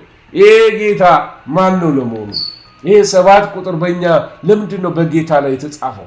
ይሄ 7 መቅረዞች የሚያሳያቸው 7 የነገሮች ኮምፕሊሽን ነው፣ የነገሮች መፈጸም ነው፣ የነገሮች ሙላት ናቸው። እሺ 7 አይኖች ያሉት ቢለን ስለ ኢየሱስ ክርስቶስ ኢየሱስ 7 አይን ያለው ማለት አይደለም። 7 አይኖች ያሉ ሲል አይኖቹ ፍጹም የሆኑ በቃ ፍትህ የተሞሉ ነገርን የሚመረምሩ ሁሉን የሚያዩ ሁሉን የሚያውቁ በጥበብ የተካነ ማለት ነው። አብሶሉትሊ ፐርፌክት እይታ ያለው ፐርፌክት ዊዝደም ያለው ማለት ነው እንጂ 7 አይኖች ሊተራሊ 7 አይኖች ያሉት ማለት አይደለም። እና ቅድም እንደነገርኳችሁ በሰባተኛው ቀን እግዚአብሔር ከሰራው ስራ ሁሉ አረፈ። ኮምፕሊትድ የፍጥረት ስራ ሁሉ የተፈጸመበት ነው። 7ቱ መናፍስት ሲል 7 መንፈስ ቅዱስ አለ ማለት አይደለም። 7ቱ መናፍስት የሚለው ምን ማለት ነው? 7 ፐርፌክሽን ነው። ፍጹም የሆነ እግዚአብሔር መንፈስ፣ እንከን የሌለበት የእግዚአብሔር መንፈስ፣ ቅዱስ የሆነ እግዚአብሔር መንፈስ፣ በቅድስና ፍጹም፣ በመለኮት ፍጹም፣ በኃይል ፍጹም የሆነው የእግዚአብሔር መንፈስ ማለት ነው። ስለዚህ 7 ቁጥር የሚያሳየን የነገርን ኮምፕሊሽን ስለሆነ ኢያሪኮን 7 ሲዞሩት ኢያሪኮ ተፈጸመች። ክብር ለእግዚአብሔር ይሁን። 7 ጊዜ ሲዞሩ ማለት ውሃ ውስጥ ገብቶ ሲወጣ ንዕማን ለምጹ ከላዩ ላይ ተራገፈለት። ኮምፕሊት የሆነ ሂሊንግ አገኘ ማለት ነው። እነዚህ በሙሉ ታሪኩን ስትመለከቱ 7 የነገርን መጠናቀቅ የነገርን ወደ ሙላት መምጣትን የሚያመለክት ነው። ስለዚህ ስለ ኢየሱስ ክርስቶስ ምስል ነበር የሚናገረው። ታስታውሳላችሁ መቅረዙ ይቀመጥበት የነበረው ላስት ዊክ የተማርነው ስለ ሚሽካን ተምረናል። ስለዚህ ስለ ምንድነው ቤተ መቅደሱ ታበርናክል። ስለዚህ በውስጡ የተለያየ ክፍሎች እንዳሉት የውጭው አደባባይ ተመልከቱ። ይሄ ቅጥሮቹ ናቸው። ቅጥሮቹን ያሳየው ምን እንደሆነ ነግሬያችኋለሁ። የናስ መሰቢያው ይኸውና፣ የናስ መታጠቢያው ይኸውና፣ ይሄ ቅድስት ነው። ከዛ ውስጠኛው ክፍል ደግሞ ቅድስተ ቅዱሳን ነው። እዚህ ክብር ደግሞ ከላይ የክብር ደመናው የሚያርፉበት ከላይ ነው ብዙ ጊዜ። ስለዚህ ይሄ በሩ ነው፣ ዋናው በር ነው፣ ወደ ምስራቅ ነው ሁሉ ጊዜ ብያችኋለሁ። ይህንን ላስታይም በደንብ ተመልክተነዋል። ዛሬ የምንመለከተው ደግሞ ዮሐንስ ተመለከትኩ የሚለው ሊቀ ካህኑን አየሁት ነው የሚለው። ሃሌሉያ! ይህ ሊቀ ካህን በደረቱ ላይ የታጠቀው ወርቅ ነበር። ተመልከቱ ስዕሉ ላይ የወርቅ መታጠቂያ አድርገው ነበር ይላል። ደረቱን የወርቅ መቀነት የታጠቀው ይሲ መቀነት ምንድነው የሚያሳየው? አገልግሎት ነው። አገልግሎት ነው። ወደ ዋናው ነገር ይመጣል። ግን ምናልባት በመሃል ላይ ወደ አንድ ስላይድ ቀይሬ ስለ ትንሽ ጊዜ ልነግራችሁ ፈልጋለሁ። ስለ ክህነት እዚህ ጋር መታወት መጽሐፍ ላይ ቅድም የነገርኳችሁ ላይ የካህናት ስራዎች ምንድን ናቸው? አይ ዶንት ኖ ማየት ትችሉ እንደሆነ እዚህ ጋር የምትመለከቱ ስል እዛ ላይ አመጣላችኋለሁ በኋላ በሚቀጥለው ስላይዶች ላይ። ካህኑ መጀመሪያ የሚሄድባቸው መንገዶች አሉ። ካህን ከመሆኑ በፊት መጀመሪያ መልበስ ያለበት ነገሮች አሉ። መታጠብ ያለበት ነገሮች አሉ። እግዚአብሔር የሚጠብቅበት ክራይቴሪያዎች አሉ። ካህን መንካት ያለበት አለ። ካህን መንካት የሌለበት ነገሮች አሉ። ለካህን የተፈቀደ አለ፣ ለካህን ያልተፈቀደ አለ። ይህን ሊቀ ካህኑ ማግባት ያለበት ሴት ምን አይነት እንደሆነች ሁሉ መጽሐፍ ቅዱስ ይነግረናል። ይሄ በጣም ትልቅ መመሪያ የሚሰጥ ነው። እግዚአብሔር እናመሰግናለን። እና ይቅርታ ሊቀ ካህኑ እንግዲህ የደረቱን በወርቅ መታጠቂያ ታጥቋል። በምድር ያለው አሮን ግን በወርቅ አይደለም፣ በበፍታ ጨርቅ ነው የሚታጠቀው። ስለዚህ ወርቅ ሁሉ ጊዜ የሚያመለክተን መጽሐፍ ቅዱስ ላይ ስትመለከቱ ዲቪኒቲን ነው ወይም መለኮትን ነው የሚያመለክተው። ታቦቱ በወርቅ ተለብጧል። ውስጡ ግን ግራር ነው። ግራሩ የማይበሰብስ እንጨት ነው። ኢየሱስ ክርስቶስ ቅዱስን መበስበስ አታሳየውም ስለተባለ በግራር እንጨት ተመስሏል። በወርቅ ተለብጧል። ወርቅ መለኮትን ያሳያል። ስለዚህ ወርቅ ነው፣ ግራር ነው። ወርቅ ነው፣ ግራር ነው ታቦቱ። ክብር ለእግዚአብሔር ይሁን። ወደ ቅድስትሙ ስትመጡ የዕጣን መሰዊያው ላይ ስትመለከቱ ወርቅ ነው፣ ግራር ነው። በቅደሱ አካባቢ የምታዩቸው ነገሮች ሁሉ በወርቅ የተለበጡት ሁሉ ውስጣቸው ግራር ነው። ኢየሱስን ነው ሪፕሬዘንት የሚያደርጉት። ኢየሱስ ክርስቶስ ፍጹም ሰው ነው፣ ግራር ነው። ፍጹም ደግሞ አምላክ ነው፣ ወርቅ ነው። ዲቪኒቲውን መለኮትነቱን በወርቅ ሲገልጠው እንደገና ደግሞ ስብዕናውን ወይንም ሰውነቱን ደግሞ በእንጨቱ ወይንም ደግሞ በዚህ በግራር እንጨት ይመስለዋል። ክብር ለእግዚአብሔር ይሁን። ይሄ ጥላው ነው። መቅደሱ ቅድም ያሳየኋችሁ ጥላው ነው። ከጥላው ተነስተን ወደ ኢየሱስ ስንመለከት ኢየሱስ እጹምና ድንቅ ጌታ ነው። ክብር ለእግዚአብሔር ይሁን። እንደማይበስል ቅዱስን መበስበስ አታሳየውም የሚለው ስለ ግራሩ እንጨት ነው እየተናገረ ያለው። ሃሌሉያ! ኢየሱስ ጌታ። ስለዚህ ታዲያ ኢየሱስ ክርስቶስ እንዴት ሆኖ ነው ካህን የሆነው? እዚህ ላይ የምትመለከቱት በስዕሉ ላይ እንመልስላችሁ። ስዕሉ ላይ የምትመለከቱት ደረቱ ወርቅ መቀነት ነው፣ አገልግሎት ነው ብያቸዋለሁ። በመቅረዝ መካከል የሚመላለሱ ደግሞ በቅድስት ውስጥ ያሉ እነማን ናቸው? እነዚህ አገልጋዮች ናቸው፣ ካህናቶች ናቸው። ስለዚህ ኢየሱስ ክርስቶስ እንዴት ሆኖ ነው ካህን የሆነው? መጽሐፍ ቅዱስ በቃሉ እንደምንመለከተው በመልከ ጸዴቅ ስርዓት ይላል። በመልከ ጸዴቅ ስርዓት። ይሄ በመልከ ጸዴቅ ስርዓት ኢየሱስ ክርስቶስ እሱ ምን ሆኗል ማለት ነው? ይቅርታ እኔ ለውሃ ብሬክ ላድርግ። በመልከ ጸዴቅ ስርዓት ጌታችን ኢየሱስ ክርስቶስ ካህን ሆኗል። ጌታችን ከይሁዳ ነገድ ነው ይለናል። ካህናት ግን ሌዋውያን ናቸው። ስለዚህ በሕጉ ስርዓት ከሆነ ሌዋዊ ስላልሆነ ካህን መሆን አይችልም። ኖ ከአሮን የሚቀድም አለ። ማን ነው እሱ? መልከጸዴቅ አለ። መልከጸዴቅ ምን ነበረ? ንጉሥ ነው። እንደገና ምንድን ነው? ካህን ነው። አብርሃም ሲመጣ አብርሃምን ባረከው ይላል። አብርሃም ደግሞ አስራትና መባን አውጥቶ ትልቁ ለትንሹ አስራትን ስላወጣ አብርሃም አስራትን ለመልከጸዴቅ አወጣለት።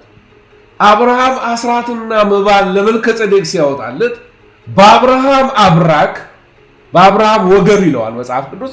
በአብርሃም ወገን ማን ነበረ? ሌዊ ራሱ ምን አቅርቧል?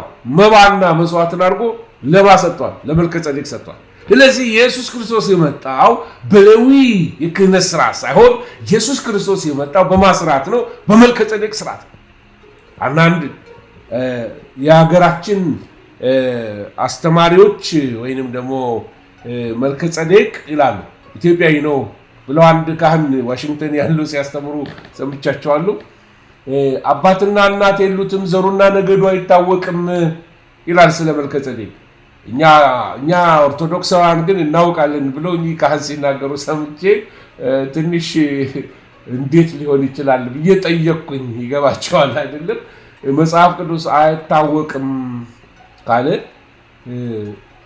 ይሄ እኛ እናውቃለን የሚለው ነገር ከመጽሐፍ ቅዱስ በላይ እናውቃለን ማለት ስለሆነ ሊታረም ይገባዋል። እና እንግዲህ ምን ማለቴ ነው? በመልከጸዴቅ ስርዓት መልከጸዴቅ ኢትዮጵያዊ ነው የሚል የለም። የትም ቦታ ላይ አልተጻፈም በእግዚአብሔር ቃል ላይ። ግን ቢሆንም ባይሆንም ማተር አያደርግም። እኛ ሁሉን ወስደና ጀግነዋለን።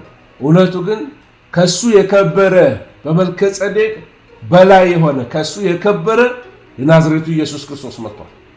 ስለዚህ መልከጸዴቅ በአባቱ ሌዊ በአባቱ አብራክ ሆኖ በአብርሃም ውስጥ ሆኖ መባና አስራት ስላወጣለን ኢየሱስ ክርስቶስ ሲመጣ በመልከጸዴቅ ስርዓት ሊቀ ካህን ሆኖ መጥቷል። ንጉሥ ነው፣ ካህን ነው። ይህንን ሁለቱን ኮምባይን አድርጎ በእስራኤል ላይ የነገሰ ንጉሥ የለም። ካህንም ንጉሥም ይሆነ። ዳዊት አንዳንድ ጊዜ ገብቶ ካህናዊ የሚመስል ነገሮች ያደረገው ነገር አለ፣ ግን ካህን አይደለም። ጌታችን ኢየሱስ ክርስቶስን ግን ንጉሥ ነው፣ ካህንም ነው። እዚህ ቦታ ላይ የምትመለከቱት አለባበሱ በሰማያት በአብ ፊት እንደ ካህን ሆኖ የሚማልድልን የሚል ቃል አለ። ስለዚህ ስለኛ የሚማልደው አንዳንዶች ይሄ መማለድን ለሌላ ሰጥተው ኢየሱስ ክርስቶስ ንጉሥ ነው፣ ስለዚህ እሱ የሚማልድልን ከሆነ ማን ነው የሚፈርድብን ታዲያ በሚል ሰብአዊ ካልኩሌሽን የምታማልደው እናቱ ናት፣ እሱ ደግሞ ፈራጅ ነው ብለው ያስተምራሉ። መጽሐፍ ቅዱሳዊ አይደለም። ከዛ አለፈ አልናገርም፣ በጣም ሪስፔክት ስላለኝ ለእምነታቸው። ነገር ግን ኢየሱስ ክርስቶስ ንጉሥ ነው፣ ካህን ነው። ካህን ይማልዳል። የካህንን ስራዎች እዚህ ውስጥ ገብታችሁ ብታዩ በጣም ብዙ ስራዎች አሉ። ዛሬ 150 ፔጅ ልሰጣችሁ አልችልም። ግን ስለ ሊቀ ካህን አንዳንድ ነገር ልናገር ሲሉጣና ከዚህኛው ምንድነው የሚባለው ፓወርፖይንት ሌላ ፓወርፖይንት ልክፈትና ስለ ሊቀ ካህኑ አንዳንድ ነገሮች ልንገራችሁ። እግዚአብሔር ስም የተባረከ ይሁን። ተለቃ ስላይድ ነው ማሳያችሁ፣ ጊዜ ልፈጅባችሁ አልፈልግም። እንግዲህ ተመልከቱ። ሊቀ ካህኑ በሰባቱ መቅረዞች መካከል ሲታይ ታዩታላችሁ። እግዚአብሔር ስም የተባረከ ይሁን።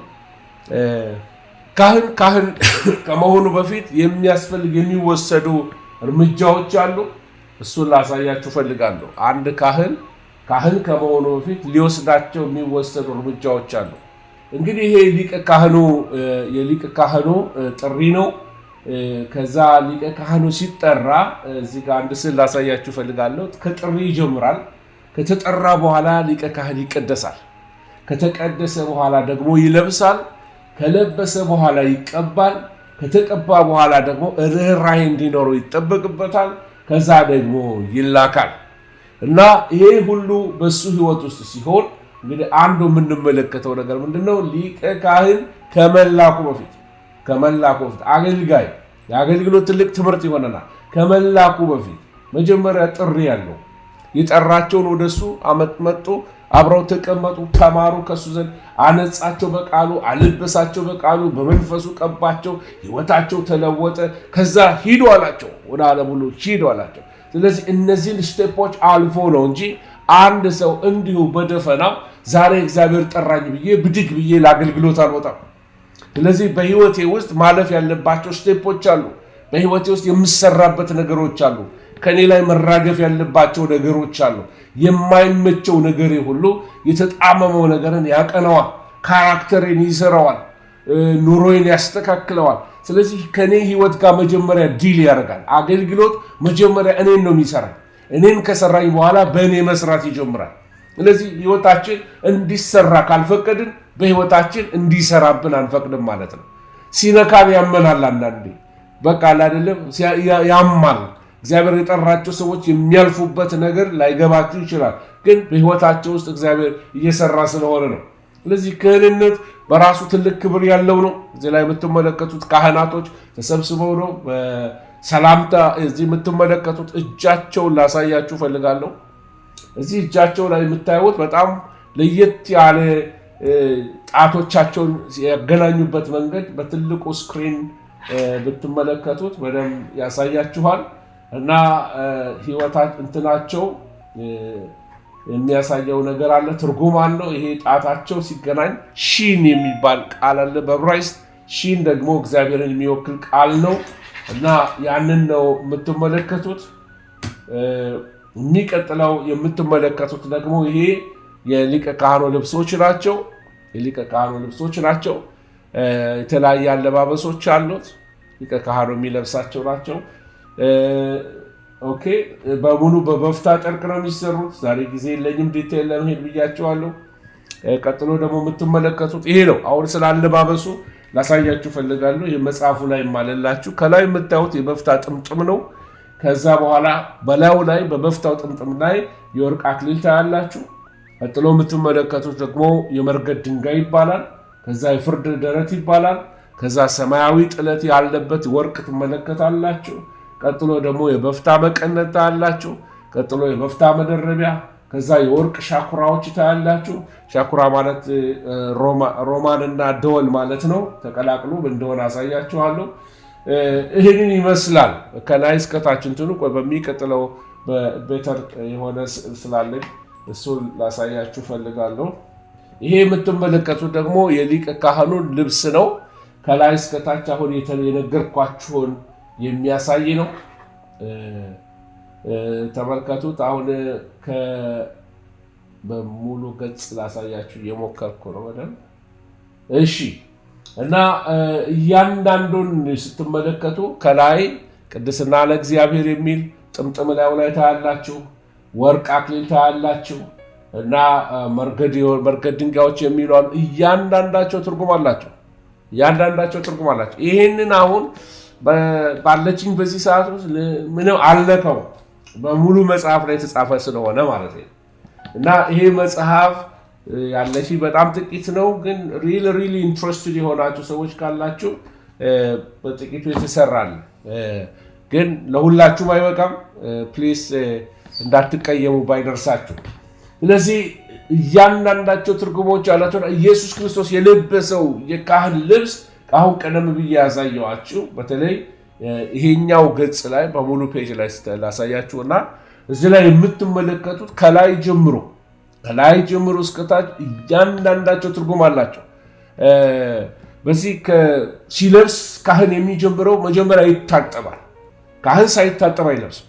ስለዚህ ያጥበዋል። መጀመሪያ ምን አለ መጽሐፍ ቅዱስ? አሮንን ወንድምህን ውሰደውና እጠበዋል፣ ልጆቹንም እጠባቸዋል። 5ቱን ልጆች አሮንን አንድ ላይ ያደረገን አጠበው። አሮን ታላቁ ነው የሙሴ አስታውሰው። ማርያም ታላቁ ናት። ነገር ግን ይህን ብላቴና እግዚአብሔር አስነስቶት አጠባቸው። አጥቧቸው መጀመሪያ ያጠበው አሮንን ነው። እርቃኑን በመገናኛው ድንኳን ፊት ለፊት አጠበው። እግዚአብሔር ቃሉ በውሃ ተመስሏል ብያቸዋለሁ። ስለዚህ ውሃው ሲያጥብ ትልቅ ሰው ትንሽ ሰው የሚባል ነገር የለም። ነውራችንን ሁሉ ገላልጦ ነው የሚያጥበን። እግዚአብሔር ማንንም በቃሉ አንቱ አይልም። ከእግዚአብሔር የከበረ ሰው የለም። ከእግዚአብሔር የበለጠ ትልቅ ሰው የለም። ትልቅ እግዚአብሔር ብቻ ነው። ከሰው በላይ ነው። ከመላእክት በላይ ነው። ከፍጥረት ሁሉ በላይ ነው። ስለዚህ ግልጥልጥ አድርጎ ነው የሚነገር። ቃሉ ሲነገርም ለሕፃን ልጅ ለአዋቂ የሚባል ነገር የለም። ቃሉ ለሁሉም ነው። ቃሉ እኩል ነው። ቃሉ እኩል ለሁላችን። እግዚአብሔር ማንንም አንቱ አይልም ብያቸዋል። ስለዚህ በመቅረዞቹ መካከል የምታዩት የናዝሬቱ ኢየሱስ ሊቀ ካህን ሆኖ ልብሱን ታጥቆ የሚለው ይሄ አሁን የምታዩትን የሊቀ ካህኑን ልብሶችን ነው የምትመለከቱት። እንደ ሊቀ ካህን በትከሻው ላይ ይህን ስዕል ማየት ከቻላችሁ ይሄ የምትመለከቱት የመርገድ ድንጋይ ይባላል። የመርገድ ድንጋዩ በላዩ ላይ 6 ስሞች በስተቀኝ በስተግራ ደግሞ 6 ስሞች ተጽፈዋል። 12ቱን የእስራኤል ነገዶች በስማቸው ጽፏል። ስማቸውን ተሸክሞ ነው የሚሄደው። ወደ አብ ሲገባ በአብ ፊት ሲማልድ ሊቀ ካህኑ ሲማልድ በላዩ ላይ የተሸከማቸው ልጆቹን ነው። ሃሌሉያ! እንኳን ደስ አላቸው። ከላዩ ላይ ናቸው። ክብር ለእግዚአብሔር። ሊቀ ካህኑ ተሸክሟችኋል።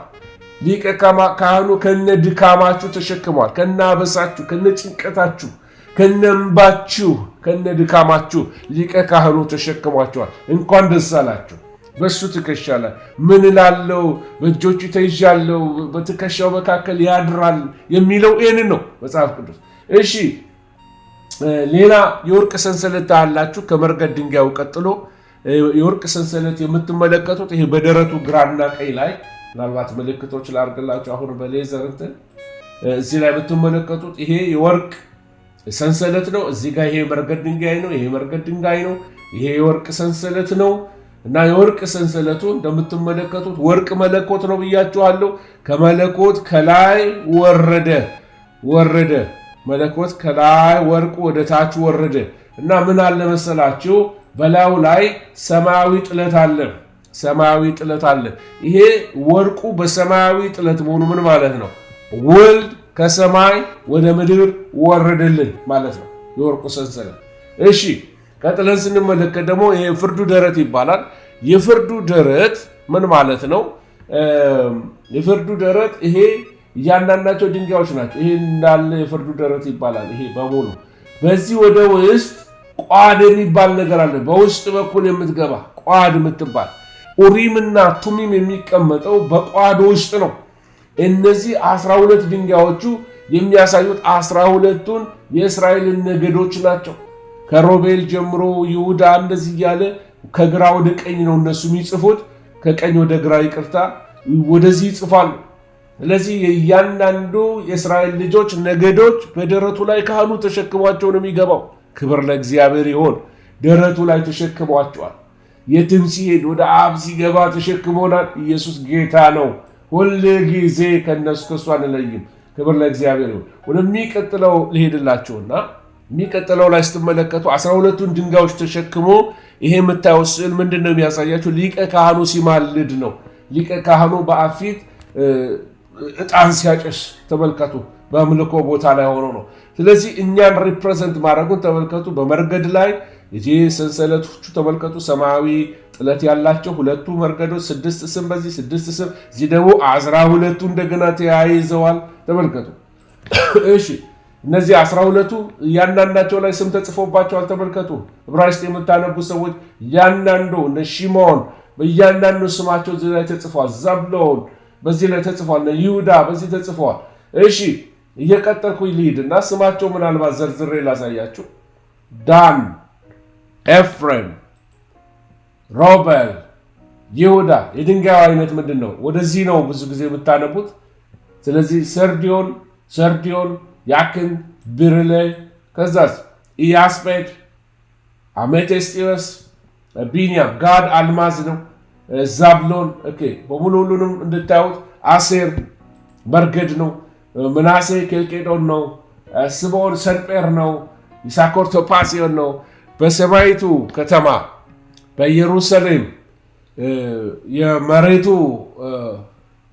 ንጣፍ መግቢያ ላይ የምትመለከቱት ፋውንዴሽን የምታዩት የከተማይቱ ፋውንዴሽን እነዚህ ድንጋዮች እንደሆኑ ራእይ ላይ ይነግረናል። አይገርምም? ደረቱ የተሸከመው ሊቀ ካህኑና ኢየሩሳሌም አዲሲቱ ኢየሩሳሌም ከሰማይ የምትወርደው ድንጋይ ስማቸው ግን ኤግዛክትሊ ደሴም ድንጋይ ላይ ሆኑ ይችላሉ። ክብሩ የሰማዩ ይበልጣል። ይሄ ምድራዊ አካል አለ፣ ሰማያዊ አካል አለ። ልክ እንደዚሁ ምድራዊ አልማዝ እንቁዎች አሉ፣ ሰማያዊ እንቁዎች አሉ። የሰማዩ ይበልጣል። ክብር ለእግዚአብሔር ይሁን። ስለዚህ እዚህ ላይ የምትመለከቱት ምንድን ነው? እያንዳንዳቸው ስማቸውና የእያንዳንዳቸው በአፊት ሪፕሬዘንት በሊቀ ካህኑ ይሆናሉ። ሊቀ ካህኑ ወደ እግዚአብሔር በገባ ቁጥር ተሆል እስራኤል ይገባል። ሊቀ ካህኑ ወኪል ነው። ሃሌሉያ። የሕዝብን አለቃ አትስደብ የሚለው ለምን መሰላችሁ? ተሸክሞ ስለሚሄድ ነው። ሊቀ ካህኑ አይደፈርም። ሙሴ አንድ ጊዜ ይቅርታ ጳውሎስ በቃ ሊቀ ካህኑን ገሰጸው እና አንተ በእግዚአብሔር ዙፋን ተቀምጠ በወንበር ተቀምጠ እግዚአብሔር ነገር ታጣምማለህ ብሎ ልክ ሲገሰጸው አንተ በሕዝብ አለቃ ላይ ክፉ አትናገር ተብሎ አልተጻፈም እንዴ ብሎ ልክ ሲገሰጸው ወገኖቹ አላውቅም ነበረ አለ ጳውሎስ። ምናልባት ጳውሎስ አይኑን ያመው ነበር የሚሉት ለዚህ ነው አንዳንድ ሰዎች። እሺ ሌላ ነገዶቹ የእያንዳንዳቸው አርማ አላቸው፣ ባንዲራ አላቸው። 12ቱም ባንዲራ አላቸው እያንዳንዳቸው። አንዳንዱ ከሁሉም አይስማማኝ የዚህ ዳን ላይ ያለ እባብ ነው።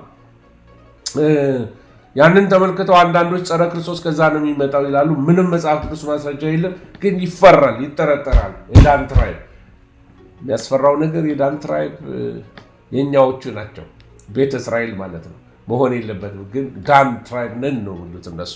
ዳን ትራይብ ባንዲራው እባብ ነው፣ ጥሩ አይደለም።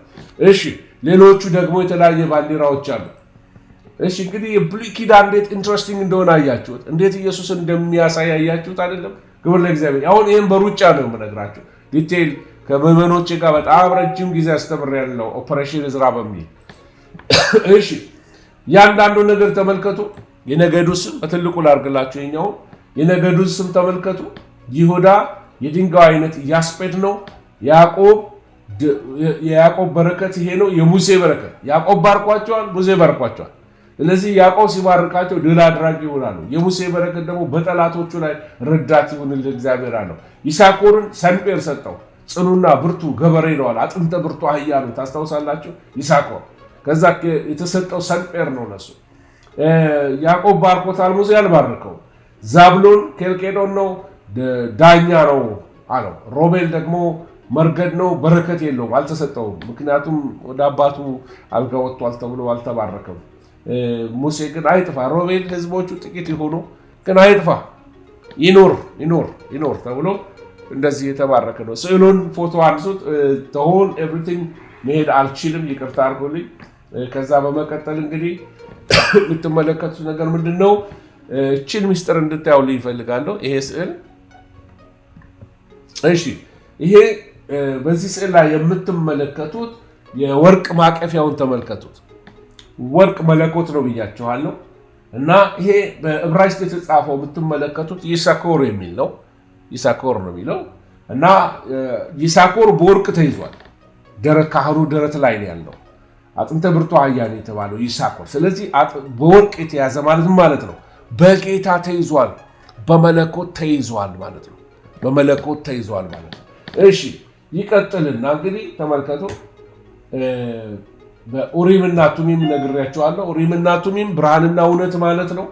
የእግዚአብሔርን ፈቃድ ለማወቅ የሚጠቀሙበት ነው። ኡሪም ብርሃን ነው፣ ቱሚም እውነት ማለት ነው። ኡሪምና ቱሚም ሁለቱ በዳዊት ሲመራ ነበረ። እግዚአብሔር ልውጣን ሲል እግዚአብሔር ይመራዋል እና የእግዚአብሔር መንፈስ ትራንስ ውስጥ ይከታቸዋል፣ ሰመመን ውስጥ ይከታውና ከዛ እግዚአብሔርን ድምፅ እንዲሰማ ያደርጋቸዋል።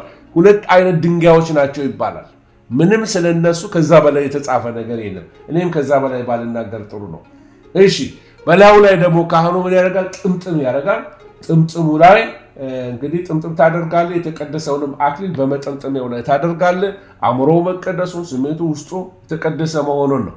እሺ፣ ከዛ በተረፈ ከጥምጥሙ ሌላ ስለ አክሊሉ ላሳያችሁ። አክሊሉ ይሄንን ይመስላል።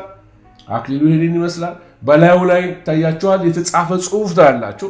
ጽሑፉ የሚለው ለእግዚአብሔር ቅድስና ለእግዚአብሔር ተብሎ የተጻፈበት ነው በላዩ ላይ። ስለዚህ ካህኑ እንዲህ ነው የሚጠመጠመው። ኦርቶዶክሶች ይህን ትምህርት በጣም ነው የሚወዱት፣ በጣም ነው የሚከታተሉኝ የነበረው ኢትዮጵያ በቴሌቪዥን ሳስተምር እና መጽሐፉም እንግዲህ የተረፈች ጥቂት አለች። አደራ ላይ በመጽሐፉ ተሸጦም የቤተ ክርስቲያን ነው የኔ አይደለም። እግዚአብሔር እናመሰግናለን። ከገንዘብ ጋር ንክኪ ብዙ ስለሌለኝ እንድታውቁልኝ ነው። እግዚአብሔር እናመሰግናለሁ። ወደሚቀጥለው ወደ ኦሪጂናሊ ወደ መጣንበት እንመለስ እና እየተማርን ያለነው በራእይ መጽሐፍ ላይ ያለውን ነው። እሺ፣ በመንፈስ ነበርኩ ወደሚለው ልመልሳችሁና በመንፈስ እንሁን። ክብር ለእግዚአብሔር ይሁን እና በዛ በጌታ ቀን በመንፈስ ነበርኩ ብሎ ዮሐንስ ይነግረናል። እና የተመለከትነው በመቅረዙ ይህን ስዕል እያየን ነበረ። ከዚህ ስዕል ነው ወደዛ ሄድ ነው። አዎ። እና ሰባቱ በመቅረዞቹ መካከል ሆኖ እንዲለብሶ ነበረ። ኢየሱስ ሊቀ ካህን ልብስ ለብሷል እና በወርቅ ነው የታጠቀው። የሚያሳየው ምንድን ነው? እንደ አሮን በፍታ አይደለም። ታቹ ላይ እንዳያችሁት አሁን ኢየሱስ የታጠቀው ምንድን ነው? ሰማያዊ የሆነ መለኮታዊ የሆነ መለኮትን ለማሳየት ባለስልጣንነቱን ለማሳየት ምን አድርጓል? ወርቅ ታጥቋል። ካህን ልብስ ነው የለበሰው። በመቅረዞቹ መካከል ይመላለሳል። እያንዳንዱን መቅረዝ ያየዋል። እያንዳንዱን መቅረዝ አይቷቸዋል። በእያንዳንዱ መቅረዝ ውስጥ የሚሆነውን ነገር ይመለከታል። የሰው ልጅ የሚመስለው ስለዚህ ተመላልሶ ለእያንዳንዳቸው ለእነዚህ ለሰባት አብያተ ክርስቲያናት መዝኗቸዋል። ስራህን አውቃለሁ፣ ኑሮውን አውቃለሁ፣ መከራህን አውቃለሁ፣ ችግርን አውቃለሁ፣ ይሄን ነገር አያለሁ። መቅረዞቹን ከሰው ኢንፎርሜሽን አይደለም። ጌታ ኢንፎርሜሽን አያስፈልገው። ሂ ኖውስ። ብዙዎቻችን የሰው ኦፒኒየን ነው ማተር የሚያደርግልን። አንዳንድ ጊዜ በቤተ ክርስቲያን ሰዎች ይመጡና ሲያገለግሉ አቤት አቤት አቤት አቤት አቤት አንተ ላይ ያለ ቅባት አንቺ እኮ አንተ እኮ ብሎ ላይ አውጥተው ስለ ሰዎች ይናገራሉ።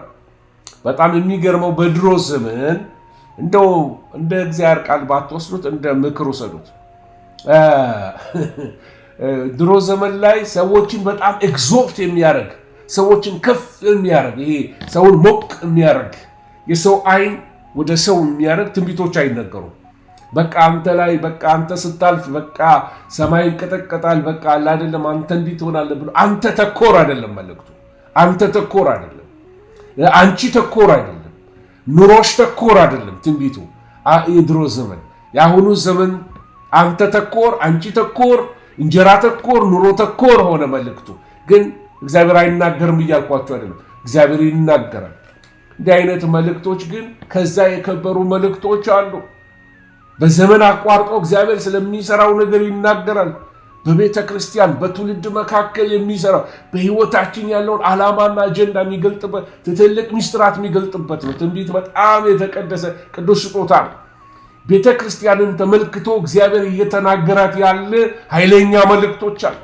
አንዳንዶቹን ገሰጻቸው፣ አንዳንዶቹን ያለን ጥብቅ አላቸው፣ አንዳንዶቹን ካፌ ልተፋህ ነው አላቸው፣ አንዳንዶቹን መዘናቸው፣ ተናገራቸው፣ ኦፖርቹኒቲ ሰጣቸው። ብዙዎቹ ግን ስትመለከቱ አሁን ብትመለከቱ እነዚህ ሰባቱም አብያተ ክርስቲያናት እነዚህ ቱርክ ውስጥ ያሉ ያልኳቸው አንዳቸውም ተበትነዋል። ቢኖሩም ሬር የሆኑት በቃ ስንተኛ ጀኔሬሽን የደከሙ በጣም ጥቂት በእስልምና የተዋጡ ቸርቾች ናቸው የምትመለከት። ቱርክ ውስጥ ያሉ እህቶች አሉ። ባለፈው ይነግሩኝ ነበረ፣ እንደዚህ ስለ ቱርክ እንዳሉ ሲነግሩኝ ነበረ። ክብር ለእግዚአብሔር ይሁን። ምስክሮች ይኖራሉ፣ ግን እንደኖሩበት ዘመን አይደለም። ብዙዎቹ ፈራርሰዋል። ብዙዎቹ በእስልምና ተውጠዋል። ቅድም ያሳየኋችሁ ስላይዶች እነዚህ ናቸው። እና ኢየሱስ ክርስቶስን ይገልጠዋል። ኢየሱስ ክርስቶስን ዮሐንስ ሲገልጠው ምን እያለ ነው? ይሄ ኢየሱስ ክርስቶስ የሚናገረኝ ልሰማ ዞር ባልኩ ጊዜ ደረቱን አየሁ። ምን የሚል የሰው ልጅ የሚመስለው ደረቱ ወርቅ ነበረ፣ የወርቅ መታጠቂያ ነበረ። ራሱና የራሱ ጠጉር እንደ ነጭ የበግ ጠጉር እንደ በረዶ ነጭ ነው። እንደ የሚለውን ቃል በደንብ አስተውሉልኝ። እንደ ይላል። አይኖቹ እንደ እሳት ነበሩ። እግሮቹ በእቶን የነጠረ የጋለ ናስ ይመስሉ ነበር። ድምፁ እንደ ብዙ ውሃዎች ድምፅ ነበረ። በቀኝ እጁም 7 ከዋክብት ነበሩ። ከአፉም በሁለት ወገን የተሳለ ስለታም ሰይፍ ወጣ። ፊቱም በኃይል እንደሚያበራ እንደ ፀሐይ ነበረ። ዮሐንስ እንደ እያለ የሚገልጠው ኤግዛክት የሆነ ፊገር ሊገልጽ ስላልቻለ ነው። አይኖቹ እንደ እሳት ነበልባል ብሎ ሲገልጠው ሊገልጥበት የሚችለው ቃል እሳት ብቻ ነው። የሚያበራ እሳት ሊገልጠው ለዮሐንስ የገባው ነገር ይሄ ብቻ ነው። ያ ሌላ መግለጫ ቢኖር ኤግዛክትሊ ይሄ ነው ይልን ነበር። ምክንያቱም ስጋ ስለሆንን ቅድም እንዳልኳችሁ ህልም አይተን ህልማችንን በቃል ለመግለጥ ያስቸግረናል። ስለዚህ እንደንትን የመሰለ እንደዚህ የሚመስል እንዲህ አይነት ቀለም የሚመስል እንላለን። ምክንያቱም በህልም የምናየውና በመንፈስ የምናየውና በአካል የምናየው ነገር መግለጫ ያቅተናል። በተለይ ራእይን ከሰማይ ተቀብለን ለመግለጥ ኢንተርፕሬት ለማድረግ መንፈስ ቅዱስ ሊያግዘን ያስፈልገናል። በጣም ልንጸልይ የሚያስፈልገን ለዚህ ነው።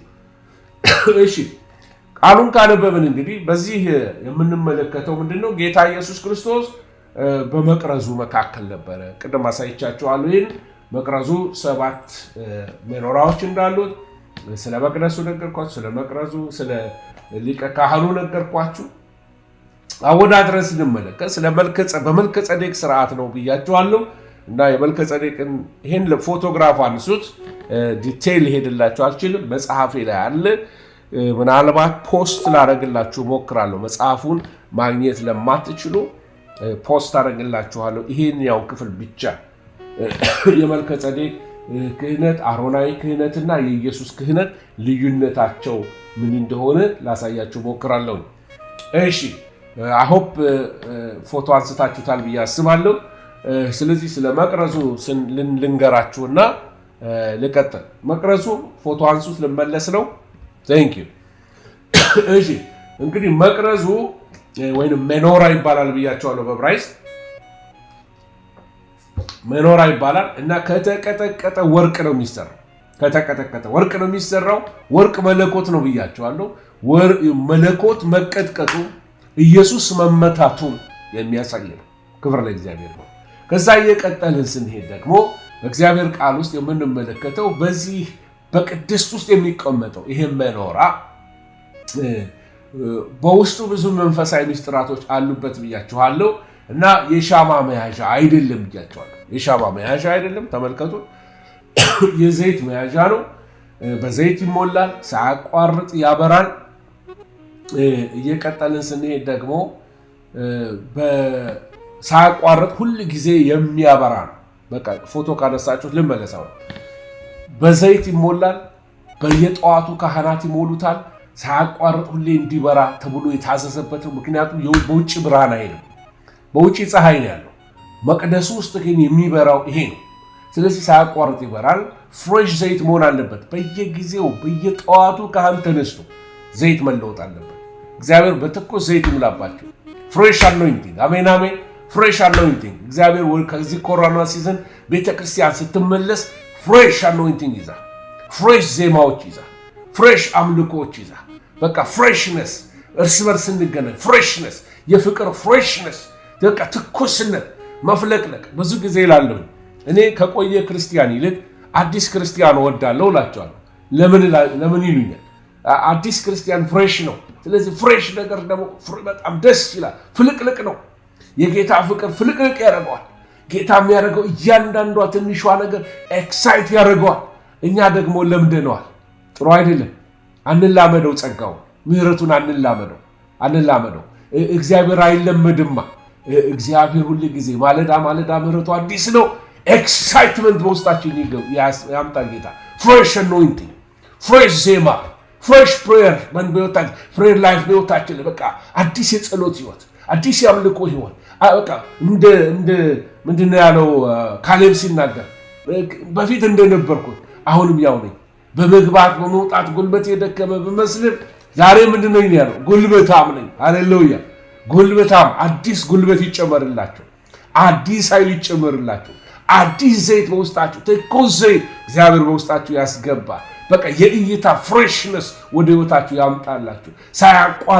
ሳናቋርጥ እንድናበራ፣ በሁኔታዎች እንዳንዋጥ፣ ዓለማዊነት እንዳይውጠን፣ ማቴሪያሊዝም እንዳይውጠን፣ ማጣት እንዳይውጠን፣ ችግር እንዳይውጠን፣ በአካባቢያችን ያሉ ሰዎች እንዳይውጡን የምናበራ እንዲያደርገን በቃ አካባቢ ያለውን ጨለማ ገላጭ የሚያደርግ ፍሬሽ አኖይንቲንግ በህይወታችን ይምጣ ወገኖች። የቆሬ ልጆች ሁሉ ይሸከሙታል። የቆሬ ልጆች ዘማሪዎች ናቸው። አባታቸው አመጽ አድርጎ በጣም ወደ 250 የሚሆኑ ሰዎች ከነነፍሳቸው ወደ ሲኦል የገቡት በሙሴ ስልጣን ላይ ተነስተው፣ እነዚህ የቆሬ ልጆች ሲዘምሩ ግን ምህረት የተደረገላቸው ናቸው፣ የተረፉ ናቸው። አባታችን ሞቷል ብለው በሙሴ ላይ ቅይማት የላቸውም። እግዚአብሔር ገሎታል ብለው እግዚአብሔርን አላኮረፉ። ነገር ግን ምን ያደርጋሉ? አገልጋዮች አሁንም ያገለግላሉ፣ ምህረቱን ይዘምራሉ። ሃሌሉያ! ዋላ ወደ ውሃ ምንጭ እንደምትናፍቅ ነፍስ አቤቱ አንተ ናፍቃለች የሚሉት ዳዊት አይደለም፣ የቆሬ ልጆች ናቸው የዘመሩት። የቆሬ ልጆች መዝሙር አላቸው። መዝሙረ ዳዊት ላይ ሄዳችሁ ብትመለከቱ ምህረት ያዩ ናቸው። መሞት ሲገባቸው በህይወት ያሉ ናቸው የቆሬ ልጆች። ስለዚህ እግዚአብሔርን ያመሰግናሉ። እሱ ብቻ አይደለም፣ ተሸካሚዎች ናቸው። ይህን ዘይት ተሸካሚዎች ናቸው። ይህን የሚኖራው ስራ ትልቅ ስለሆነ የሚኖራውን ተሸክመው የሚሄዱ እነሱ ናቸው። ሰማያዊ ጨርቅ ያደርጉታል። ሁሉ ጊዜ በጉዞ ላይ ሰማያዊ ጨርቅ ይሸፍናል። ምክንያቱም ሰማያዊ ጉዞ ነው ያለ ወገኖች። መኮስተሪያዎች አሉ። ዘይትን የሚያበላሸውን ነገር ያዩና የቆሬ ልጆች ጥርቅ ያደርጉታል። ከዘይቱ ላይ ቆሻሻ ያነሳሉ። ከህይወታችን ላይ ጌታ ሊቀ ካህናችን ኢየሱስ ህይወታችንን የሚያደበዝዝ፣ ህይወታችንን ጭስጭስ የሚያሰኝ፣ ዓለም እንድንሸት የሚያደርግ፣ ሌሎችን አስለቃሽ፣ ለሌሎች ውጋት እንዳንሆን፣ ለሌሎች እንደ ጋሬጣ እንደ እሾህ እንዳንሆን ጌታ ባህሪያችንን የሚሰራበት የራሱ መኮስተሪያ ያለው፣ ዘይቱን የሚያደበዝዘው መኮስተሪያ ያለው ይነቅለዋል። ስለ መስቀል መስማት አትፈልግም። ህይወትን እንዲያምር ከፈለግ የሚወለውልልህ ጌታ ከላይ ላይ መኮስተሪያ ያለው በሜንጦ ባለፈው እንዳልኳችሁ በዛ በመሰዊያው ላይ ያልበሰለ ጥሬነት ካለው ስጋው ገልበጥ ያደርገዋል። እሳት ለብለብ ያደርገዋል። ወደ ማቹሪቲ የሚያመጣን ጌታ መንገዶች አሉ። የምንነካለን። እግዚአብሔር ህይወትን ይሰራል። እንደ ዘመኑ ሰባኪዎች ምንም አይመጣብህ፣ ሁሉ ዓለም ነው፣ ጌታን ተቀበል፣ በቃ ስሙዝ ራይድ ነው፣ በቃ አይደለም ሁሉ ይሳካላ የሚለው ኖ ሰዋዊ ነው፣ መንፈሳዊ። መጽሐፉ ይሄን ያስተምራል። ትሰራለህ፣ ክርስቶስ መስቀል ተሸክመህ ትሄዳለህ።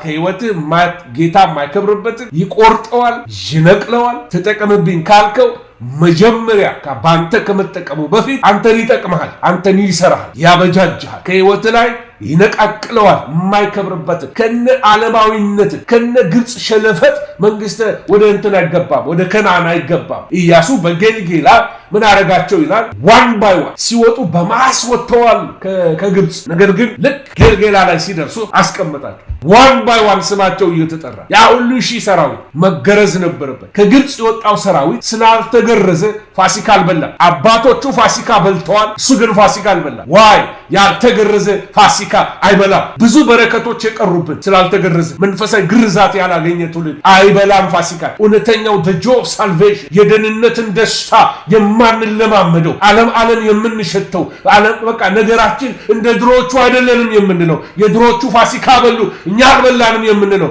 ምክንያቱ ይሄ ነው። በምድረ በዳ የተወለደው ትውልድ አልተገረዘም ነበር። ስለዚህ ጆይ ትፈልጋለህ ዋን ባይ በባልጩት ሃሌሉያ። ያማል ግን ለክብሩ ነው፣ ያማል ግን ለጥቅም ነው። ክብር ለእግዚአብሔር ይሁን። ይቁረጠው ጌታ የማይበጀውን ነገር ክፉ ዓለም የምንሸተው ግብፅ እንድንሸት የሚያደርገንን በጌታ በኢየሱስም ጌታ መቁረጫ አለው። አልተስማማችሁም? ፕሊዝ ጆይን ሳምዌር ጆይን ማለት የማይስማማው ይሄ ወንጌል የማይወድ እግዚአብሔር እንዲያደርግ የሚል ሰው አይስማማው። ወንጌሉ ግን ይሄ ነው። ይቆርጠዋል ከህይወት ላይ መርዙን ይቆርጠዋል ከሕይወት ላይ። ክብር ለእግዚአብሔር። ስለዚህ በየማለዳው ዘይቱ ይቀየራል። ያልተቀየረ ዘይት ጭስጭስ ይላል። ስለዚህ ጭስጭስ እንዳትል መዓዛ ያማረ እንዲሆን ለሰው የተመቸህ እንድትሆን ለስለስ እንድትል። ሃሌሉያ። ክርስቲያንን እኮ ለስለስ ያደርገዋል መንፈስ ቅዱስ። ክብር ለእግዚአብሔር ይሁን። ይሄ ሩድ ተገፋታሪ፣ በቃ ነገረኛ፣ የማይመች ኖ ይይዛል። ግድ የለም ከሰው ልታመልጥ ትችላለህ። ጌታ ግን ይይዛል። መንገድ አለ። አጣብቂኝ ውስጥ ያስገባና ከሕይወት ላይ ይሄ ለሰው የማይመች ይሄ መስቀል ስር አልያዝ ያለ ቀንበር ስር አልያዝ ያለውን በሬ የሚሰብሩበት መንገድ አላቸው። ጌታ ይሰራል።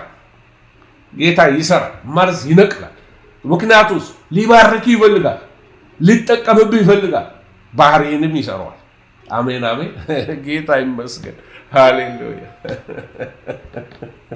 እሺ እና አልተቀየረ ጭስጭስ ይላል ብያቸዋለሁ። ዘይቱ ጭስጭስ ይላል። አይን ያቃጥላል፣ ሰው ያስለቅሳል። ያልተለወጡ ክርስቲያኖች በእግዚአብሔር ቤት ውስጥ የኖሩ ብዙ ዓመት ኖረዋል። በቃ ይዘው ቅልጥም ሰባሪ፣ ነገረኛ፣ ወሬኛ፣ የቸርች ፖለቲካ የሚያወራው ይሄ ሳይገረዝ የሄደ ነው። እንደሱ እንዳትሆን፣ እነሱን አትምሰሏቸው። እነዚህ ደፋሮች፣ ጥቅስ እየጠቀሱ ደፋሮች፣ ለሰው ማይራሩ አትምሰሏቸው። ሪሊጂየስ ከእነሱ አትማሩ። እነዚህ ክርስቶስን የሚመስሉትን ለይታችሁ ወቋቸው። ዝም ብሎ ጥቅስ የሚጠቃቅሰው አይደለም፣ እውነተኛ ህይወት የሚኖሩ ለይታችሁ ወቋቸው። ክብር ለእግዚአብሔር ይሁን። በበጎችና በበጎች መካከልም ልዩነት አለ። እሺ ይህን ስዕል ላሳያችሁ።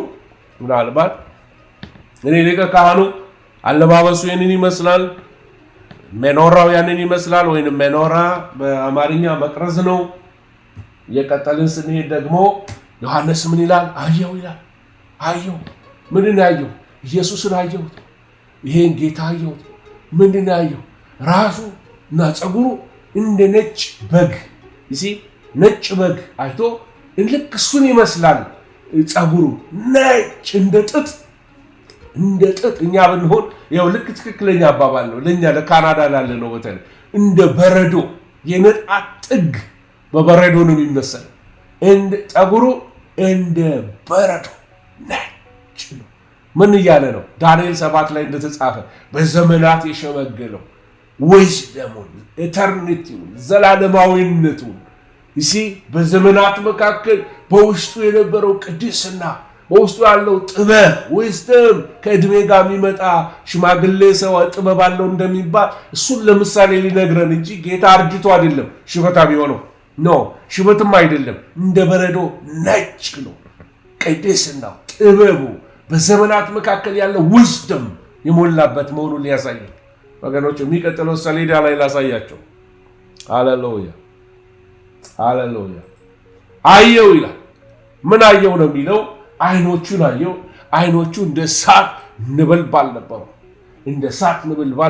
ምን እያለ ነው? በአይኖቹ ነበልባል ንጹህ አይኖች ናቸው። ከሱ አይን የተሰወረ ነገር የለም። እንደገናም ደግሞ በሰባቱ መቅረዞች መካከል ጌታ ነገሩን ሁሉ አይቷል። ጌታ ሲያይን አየሁት። ጌታ አይቷል። ቤተ ክርስቲያንን አይቷል። በመቅረዙ መካከል ተመላልሶ የቤተ ክርስቲያንን ኤቭሪቲንግ ተመልክቷል። ሰንኳን ሁሉ ተመልክቷል። የቤተ ክርስቲያንን ቀዳዳዋን ተመልክቷል። የቤተ ክርስቲያን እሱ የማይከብርበትን ነገር ተመልክቷል። ከአይኖቹ ፊት ምንም ነገር አይሰወርም። አይቷል። ጌታ እንድንበልባል ናቸው አይኖቹ፣ የሚያይ ናቸው። እይታው የተለየ ነው እያለ ነው። ክብር ለእግዚአብሔር ይሁን። በመቅረዝ ውስጥ ያለው እንደገና ምን አየው ይላል? ተመልከቱ። ሙሉ ስዕል ላሳያቸው። አሁን አየው ምን? አይኖቹን ብቻ አይደለም፣ አይኖቹ እንደ እሳት ነበልባል ናቸው። ክብር ለእግዚአብሔር ይሁን። እሱም ብቻ አይደለም ጌታ እያሳየ ያለው እግሮቹንም አሳየኝ ነው የሚለው። ምንድነው እግሮቹ? እግሮቹ እንደ ጋለ ሃሌሉያ እንደ ጋለ ናስ ናቸው። ይሄ ናስ በመጽሐፍ ቅዱስ በናስ መስቢያው በናስ መታጠቢያው ላይ እንደምትመለከቱ ፍርድን ነው የሚያሳየው።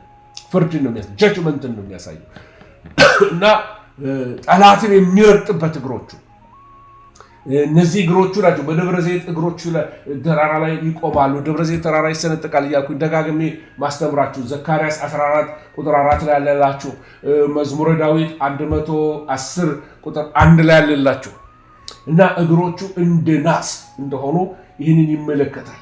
ክብር ለእግዚአብሔር ይሁን። እሺ እንደ ፍርድ ነው ብያችኋለሁ። ይሄ አሁን የነገርኳችሁ ነው በሙሉ። እሺ የሚቀጥለው ስቴፕ ላይ ስትሄዱ ደግሞ ምንድነው የሚናገረው? አየውኝ ምን ይሄ ሰማው ቢል ይሻላል። እዚህ ላይ አየውኝ ምንድነው? ድምፁ እንደ ብዙ ውሆች ነው።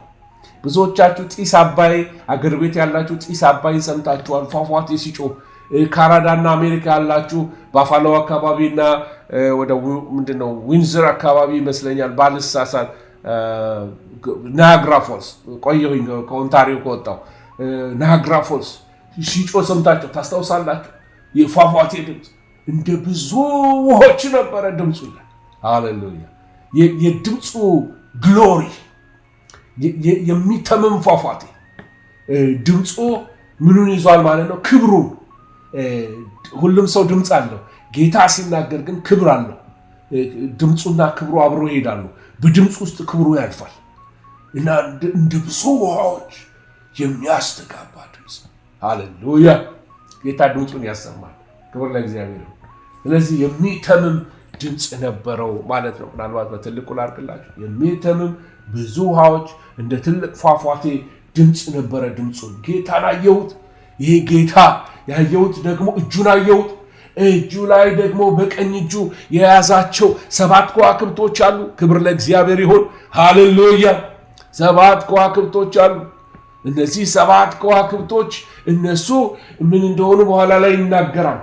በእጆቹ የያዛቸው መጽሐፍ ቅዱስ ዳንኤል 12 ላይ የሚናገረው ቃል አለ። ጥበበኞች እንደ ሰማይ ፀዳል፣ ብዙዎችንም ወደ ጽድቅ የሚመልሱ እንደ ከዋክብት ለዘላለም ይደምቃሉ ይላል። ስለ አገልጋዮች ነው የሚናገረው። አገልጋዮቹን በእጁ ይዟቸዋል ጌታ። አገልጋዮች እንኳን ደስ አላችሁ፣ በጌታ የተያዛችሁ ናቸው። በጌታ የተያዛችሁ ናቸው። በእግዚአብሔር እጅ የተያዙ አገልጋዮች ለበረከት ይሆናሉ። 7ቱ አብያተ ክርስቲያናት መላእክት አሏቸው፣ ከዋክብቶች ናቸው። እነሱን ነው በእግዚአብሔር እጅ የተያዙ አገልጋዮች የሚላቸው። እንደገና አየው ይላል። አሁኑ ደግሞ በእጆቹ ላይ የተመለከታቸው ሌላው በቀኝ እጁ ላይ የተያዛቸው 7 ከዋክብቶች አሉ። ቅድም ያየነውን ተመልከቱ። አሁንም 7 ከዋክብቶች አሉ ይላል። እነዚህ 7 ከዋክብቶች ሃሌሉያ ቀኝ ብርታቱን የሚያሳዩ በቀኝ እጁ ተይዘዋል። ብርታት በኃይሉ ተይዘዋል። ቀኝ እጄ ይሄን አደረገች፣ ቀኙ ይሄን አደረገች ይለናል። ስለዚህ በብርታቱ ተይዘዋል። አገልጋዮቹ፣ መሪዎቹ በመከራ ቀድመው የሚገቡ እነሱ ናቸው። ወገኖች የመጠበቅ ያለባቸው እነሱ ናቸው። ተጠሪነታቸው ለሱ ነው። በብርቱ እጁ ተይዘዋል። የያዛቸው ጌታ ነው። ወገኖች መሪ ብዙ ኃላፊነት አለበት። ጌታ ሊይዘው ያስፈልጋል። ጌታ ካልያዘው ሌላ ነገር ሊይዘው ይችላል። እግዚአብሔር በመንፈሱ የያዘ አገልጋዮቹ በእግዚአብሔር መንፈስ የተያዘን እንድንሆን መንፈስ ቅዱስ ከኛ ጋር በሱ እጆች በሱ ምሪት ውስጥ የተያዘን በሱ ጥበቃ ውስጥ ያለን። በደርግ ዘመን ብዙ መሪዎች ቀድሞ የታሰሩ እነሱ ናቸው። ቀድሞ ዋጋ የከፈሉ እነሱ ናቸው። መሪነት በቤተ ክርስቲያን አደባባይ ላይ ብቻ ሳይሆን በኑሮ የሚገለጥ ነው። ቀድሞ በመንፈሳዊ ዓለምም ቀድሞ የሚገቡ እነሱ ናቸው። ብዙ ቴሪቶሪዎች ቀድመው ይገባሉ። ብዙ ዋጋ ይከፍላሉ። ቤተ ክርስቲያን ለምትገባበት ነገር ቀድመው ይገባል። ወገኖች በእነሱ ህይወት ላይ እግዚአብሔር እየጻፈ መንጋውን የሚያስተምርበት ጊዜ አለ በህይወታቸው ውስጥ። ለዚህ በቀኝ እጁ መያዛቸው ብርታቱ የጌታን ብርታት፣ የጌታን ቀኝ፣ የጌታን ጥበቃ፣ የጌታን ለአገልጋዮቹ ተከላካይነት። አገልጋዮቹ የተወደዱ ናቸው። ይህንን አስመረን ልናውቅ ይገባል። አገልጋዮቹ የጌታ አገልጋዮች ለጌታ እሺ ያሉት፣ ራሳቸውን ክደው የሚከተሉት፣ ራሳቸውን የማይሾሙ፣ ራሳቸውን የማያደምቁ፣ ጌታን የሚያደምቁ፣ እውነትም ለጌታ ብቻ የሚኖሩ በቀኝ እጆቹ የተያዙ ናቸው። ክብር ለእግዚአብሔር ነው። ስለዚህ አገልጋይነት እንዲሁ ዝም ብለን ፖስተር ላይ የምንለጠፈው ነገር ብቻ ሳይሆን በጌታ እጅ መያዝ ጉዳይ ነው። በጌታ እጅ መያዝ ጉዳይ ነው። ክብር ለእግዚአብሔር ነው። ሌላ ዮሐንስ አየው የሚለው ይሄንን ነው። አየው የሚለው ጌታን አየሁት፣ ከአፉ የሚወጣ የሚንበለበል ምን አለ? እሳት አየሁ። ሃሌሉያ! በሁለት በኩል የተሳለ ሰይፍ ከአፉ ወጣ። ከአፉ ሰይፍ ምንድን ነው የሚለው? ቃሉን ነው የሚያሳየው። ቃሉ ጌታ በቃሉ ነው ፈሪሳውያንን ቻሌንጅ ያደርጋቸው። በቃሉ ነው ዘመናትን ቻሌንጅ ያደርገው። ብዙ ኃያላንን ያንበረከከው በቃሉ ነው ጌታ። ክብር ለእግዚአብሔር ይሁን። ስለዚህ የእግዚአብሔር ከአፉ ቃል ይወጣል። የጌታ ቃል በሁለት በኩል የተሳለ። ሌላ አየሁ ይላል። ምንድን ነው የተመለከተው? ላሳያችሁ ፈልጋለሁ። አሁን አየሁ የሚለው እነዚህን የጌታን ፊት አየሁት። ፊቱ እንደ ፀሐይ ነው፣ በኩለ ቀን እንደሚያበራ እንደ ፀሐይ ነው ፊቱ። እንደ ፀሐይ ነው ፊቱ። እንደ በኃይል ያበራል። ልክ በታቦር ተራራ ላይ እንደተገለጠው ጳውሎስ በቃ በዛ ብርሃን ፊት ሊቆም እንዳልቻለ ተናግሯል። ይሄ የእግዚአብሔር አብ የክብሩ ነጸብራቅ ነበር። ወገኖች ዮሐንስ አየው አለ። ኢየሱስን አየሁት። ፊቱን የፊቱ ብርሃን ፀሐይ ማየት እንደማይቻል ፊቱን ማየት አልቻልኩም። እጆቹ ላይ ከዋክብቶች አሉ። ከአፉ ሰይፍ ይወጣል። ክብር ለእግዚአብሔር ይሁን እና በቀኝ እጆቹ ነው የያዘ። እግሮቹ ይሄን ይመስላል። ወገቡን እንደዚህ ታጥቋል። አይኖቹ የእሳት ነበልባሎች ናቸው። ይሄ ኢየሱስ ከሞት የተነሳው ኢየሱስ ነው። ይሄ ኢየሱስ ነው በክብር የሚመጣው። ይሄ ኢየሱስ ነው በኃይል ታጥቆ በመላእክት ታጅቦ የሚመጣው። ይሄ ገሊላ በዛ በቤተልሔም የተወለደው ያ ብላቴና ሲመቱት ሲያንገላቱት አንተ እውነት የእግዚአብሔር ልጅ ከሆንክ ና ውረድ ሲሉት ሲሳለቁበት ሲተፉበት የነበረው ያ ኢየሱስ ይሄ ኢየሱስ ነው። አንተ ጌታ አሁን በግ አይደለም፣ አሁን አንበሳ ነው። በኃይል ነው የሚመጣው፣ ሊያደቅቅ ነው የሚመጣው። ልንሰብከው የሚገባ ኢየሱስ ይሄኛውን ኢየሱስ ነው። ኃይለኛውን ኢየሱስ ነው ልንሰብከው የሚገባው። ድል ነሹን ኢየሱስን ነው ልንሰብከው የሚገባው። ጠላትን የሚያንቀጠቅጠው ይሄ ኢየሱስ ነው። የስ ለደህንነታችን ያን መከራ ተቀብሏል። የስ በመስቀል ላይ ተንከራተዋል። አንዳንድ ጊዜ የቅዱስ ቁርባንን ስንወስድ ከስርዓቶች ሁሉ በቤተ ክርስቲያን ካሉ ስርዓቶች ሁሉ የምወደው ቅዱስ ቁርባንን ነው። ቅዱስ ቁርባንን ስወስድ ልቤ ሐሴት ያደርጋል፣ ድል ይሰማኛል፣ ማሸነፍ ይሰማኛል። ዋይ ኢየሱስ ክርስቶስ ድል ነስቷል፣ ታርዳሃልና። ሃሌሉያ! በደምን ከነገድ ከቋንቋ ዋጅተሃልና ልትመሰገን ይገባል። ይሲ ድል የነሳ ጌታ እናስብ። መስቀል ላይ ያለ ጌታ አታስቡ። አሁን ኢየሱስ ከመስቀል ወርዶ ሲኦል ወርዶ በሞቱ ድል ነስቶ በትንሣኤ የተነሳ ጌታ ነው ያለን። ክብር ለእግዚአብሔር ይሁን። አሁን ደግሞ በአብ ቀኝ ከፍ ከፍ ብሎ እንዲህ ባለ ግርማ ያለ ጌታ ነው ያለን። የምንጠራው ምንጸልይለት ጌታ ደካማ ጌታ አይደለም፣ ብርቱ ጌታ። ሃሌሉያ! ሞትን ድል የነሳ ጌታ። ሃሌሉያ! ኢየሱስ ክርስቶስ ጌታ ነው። ወገኖቼ በጌታ ደስ ይበላችሁ። ጌታችሁ ኃይለኛ ነው፣ ሁሉን ይችላል፣ አሸናፊ ነው። ክብር ለእግዚአብሔር ይሁን። ከአፉ በሁለት በኩል የተሳለ ሰይፍ ይወጣል። ቃል ይናገራል፣ ይሆናል። ክብር ለእግዚአብሔር ይሁን። በሕይወታችሁ ላይ የሱ ቃል ይምጣ።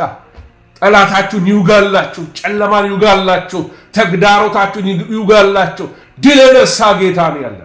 ዳግም የሚመጣው ጌታ ይሄ ነው። ነገስታት በፊቱ የሚንቀጠቀጡለት ጌታ ነው። ፊቱን ማንም ሊያየው የማይችል ብርሃን የተሞላ ጌታ ነው። እንደ ፀሐይ ማየት እንደማይቻል ፊቱን ማየት አይቻልም። ኢየሱስ ጌታ ነው። የምታመልከው ጌታ ኃይለኛ ነው። ስታመልከው ዮሐንስ ራእይን አንብበ አምላኪ ነው የምትሆነው። ራእይን አንብበ በቃ አይደለም ቲዮሎጂ አይደለም ይቀና ዶክሶሎጂ ነው። ዶክሶሎጂ ማለት ፕሬይዝ ማለት ነው፣ ማወደስ ነው፣ ከፍ ማድረግ ነው። እሱነቱን ማወደስ ነው፣ ከፍ ከፍ ማድረግ ነው። ክብር ለእግዚአብሔር ይሁን። ወገኖች አምልኮ ይብዛላችሁ። ኢየሱስን አይታችሁ ስግደት ነው የሚመጣባችሁ። ኢየሱስን አይታችሁ እልልታ ነው የሚመጣባችሁ። የምታለቅሱለት ጌታ አይደለም ያለው። ሃሌሉያ! የተነሳ ጌታ ነው፣ ያው ጌታ ነው። እና ባየሁት ጊዜ ዮሐንስ ይላል ባየሁት ጊዜ እንዴት ነው ሰዓታችን? እንዴት ነው እህታችን ቲጂ ሰዓት እያያዘችልን ነው? ሰዓታችን እንዴት ነው? አሁን 11 ሰዓት ከ56 ሆኗል። የጀመርኩት 10 ሰዓት 2 ሰዓት አለኝ። ጌታ ይባረክ። አይሆፕ ሰዓት ይኖረኛል ብዬ አስባለሁ። አንድ ነገር ልጨርስላችሁ ዛሬ። ክብር ለእግዚአብሔር ይሁን። ሃሌሉያ! ሃሌሉያ።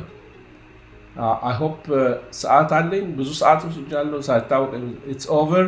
እሺ ሰዓታችን አልቋል። ሰዓታችንን ጨርሰናል። እንዳይደክማችሁ ታስብላችኋለች ቲጂ በጣም። ስለዚህ አታድከማቸው እያለች ነው። ጌታ ይባረክ።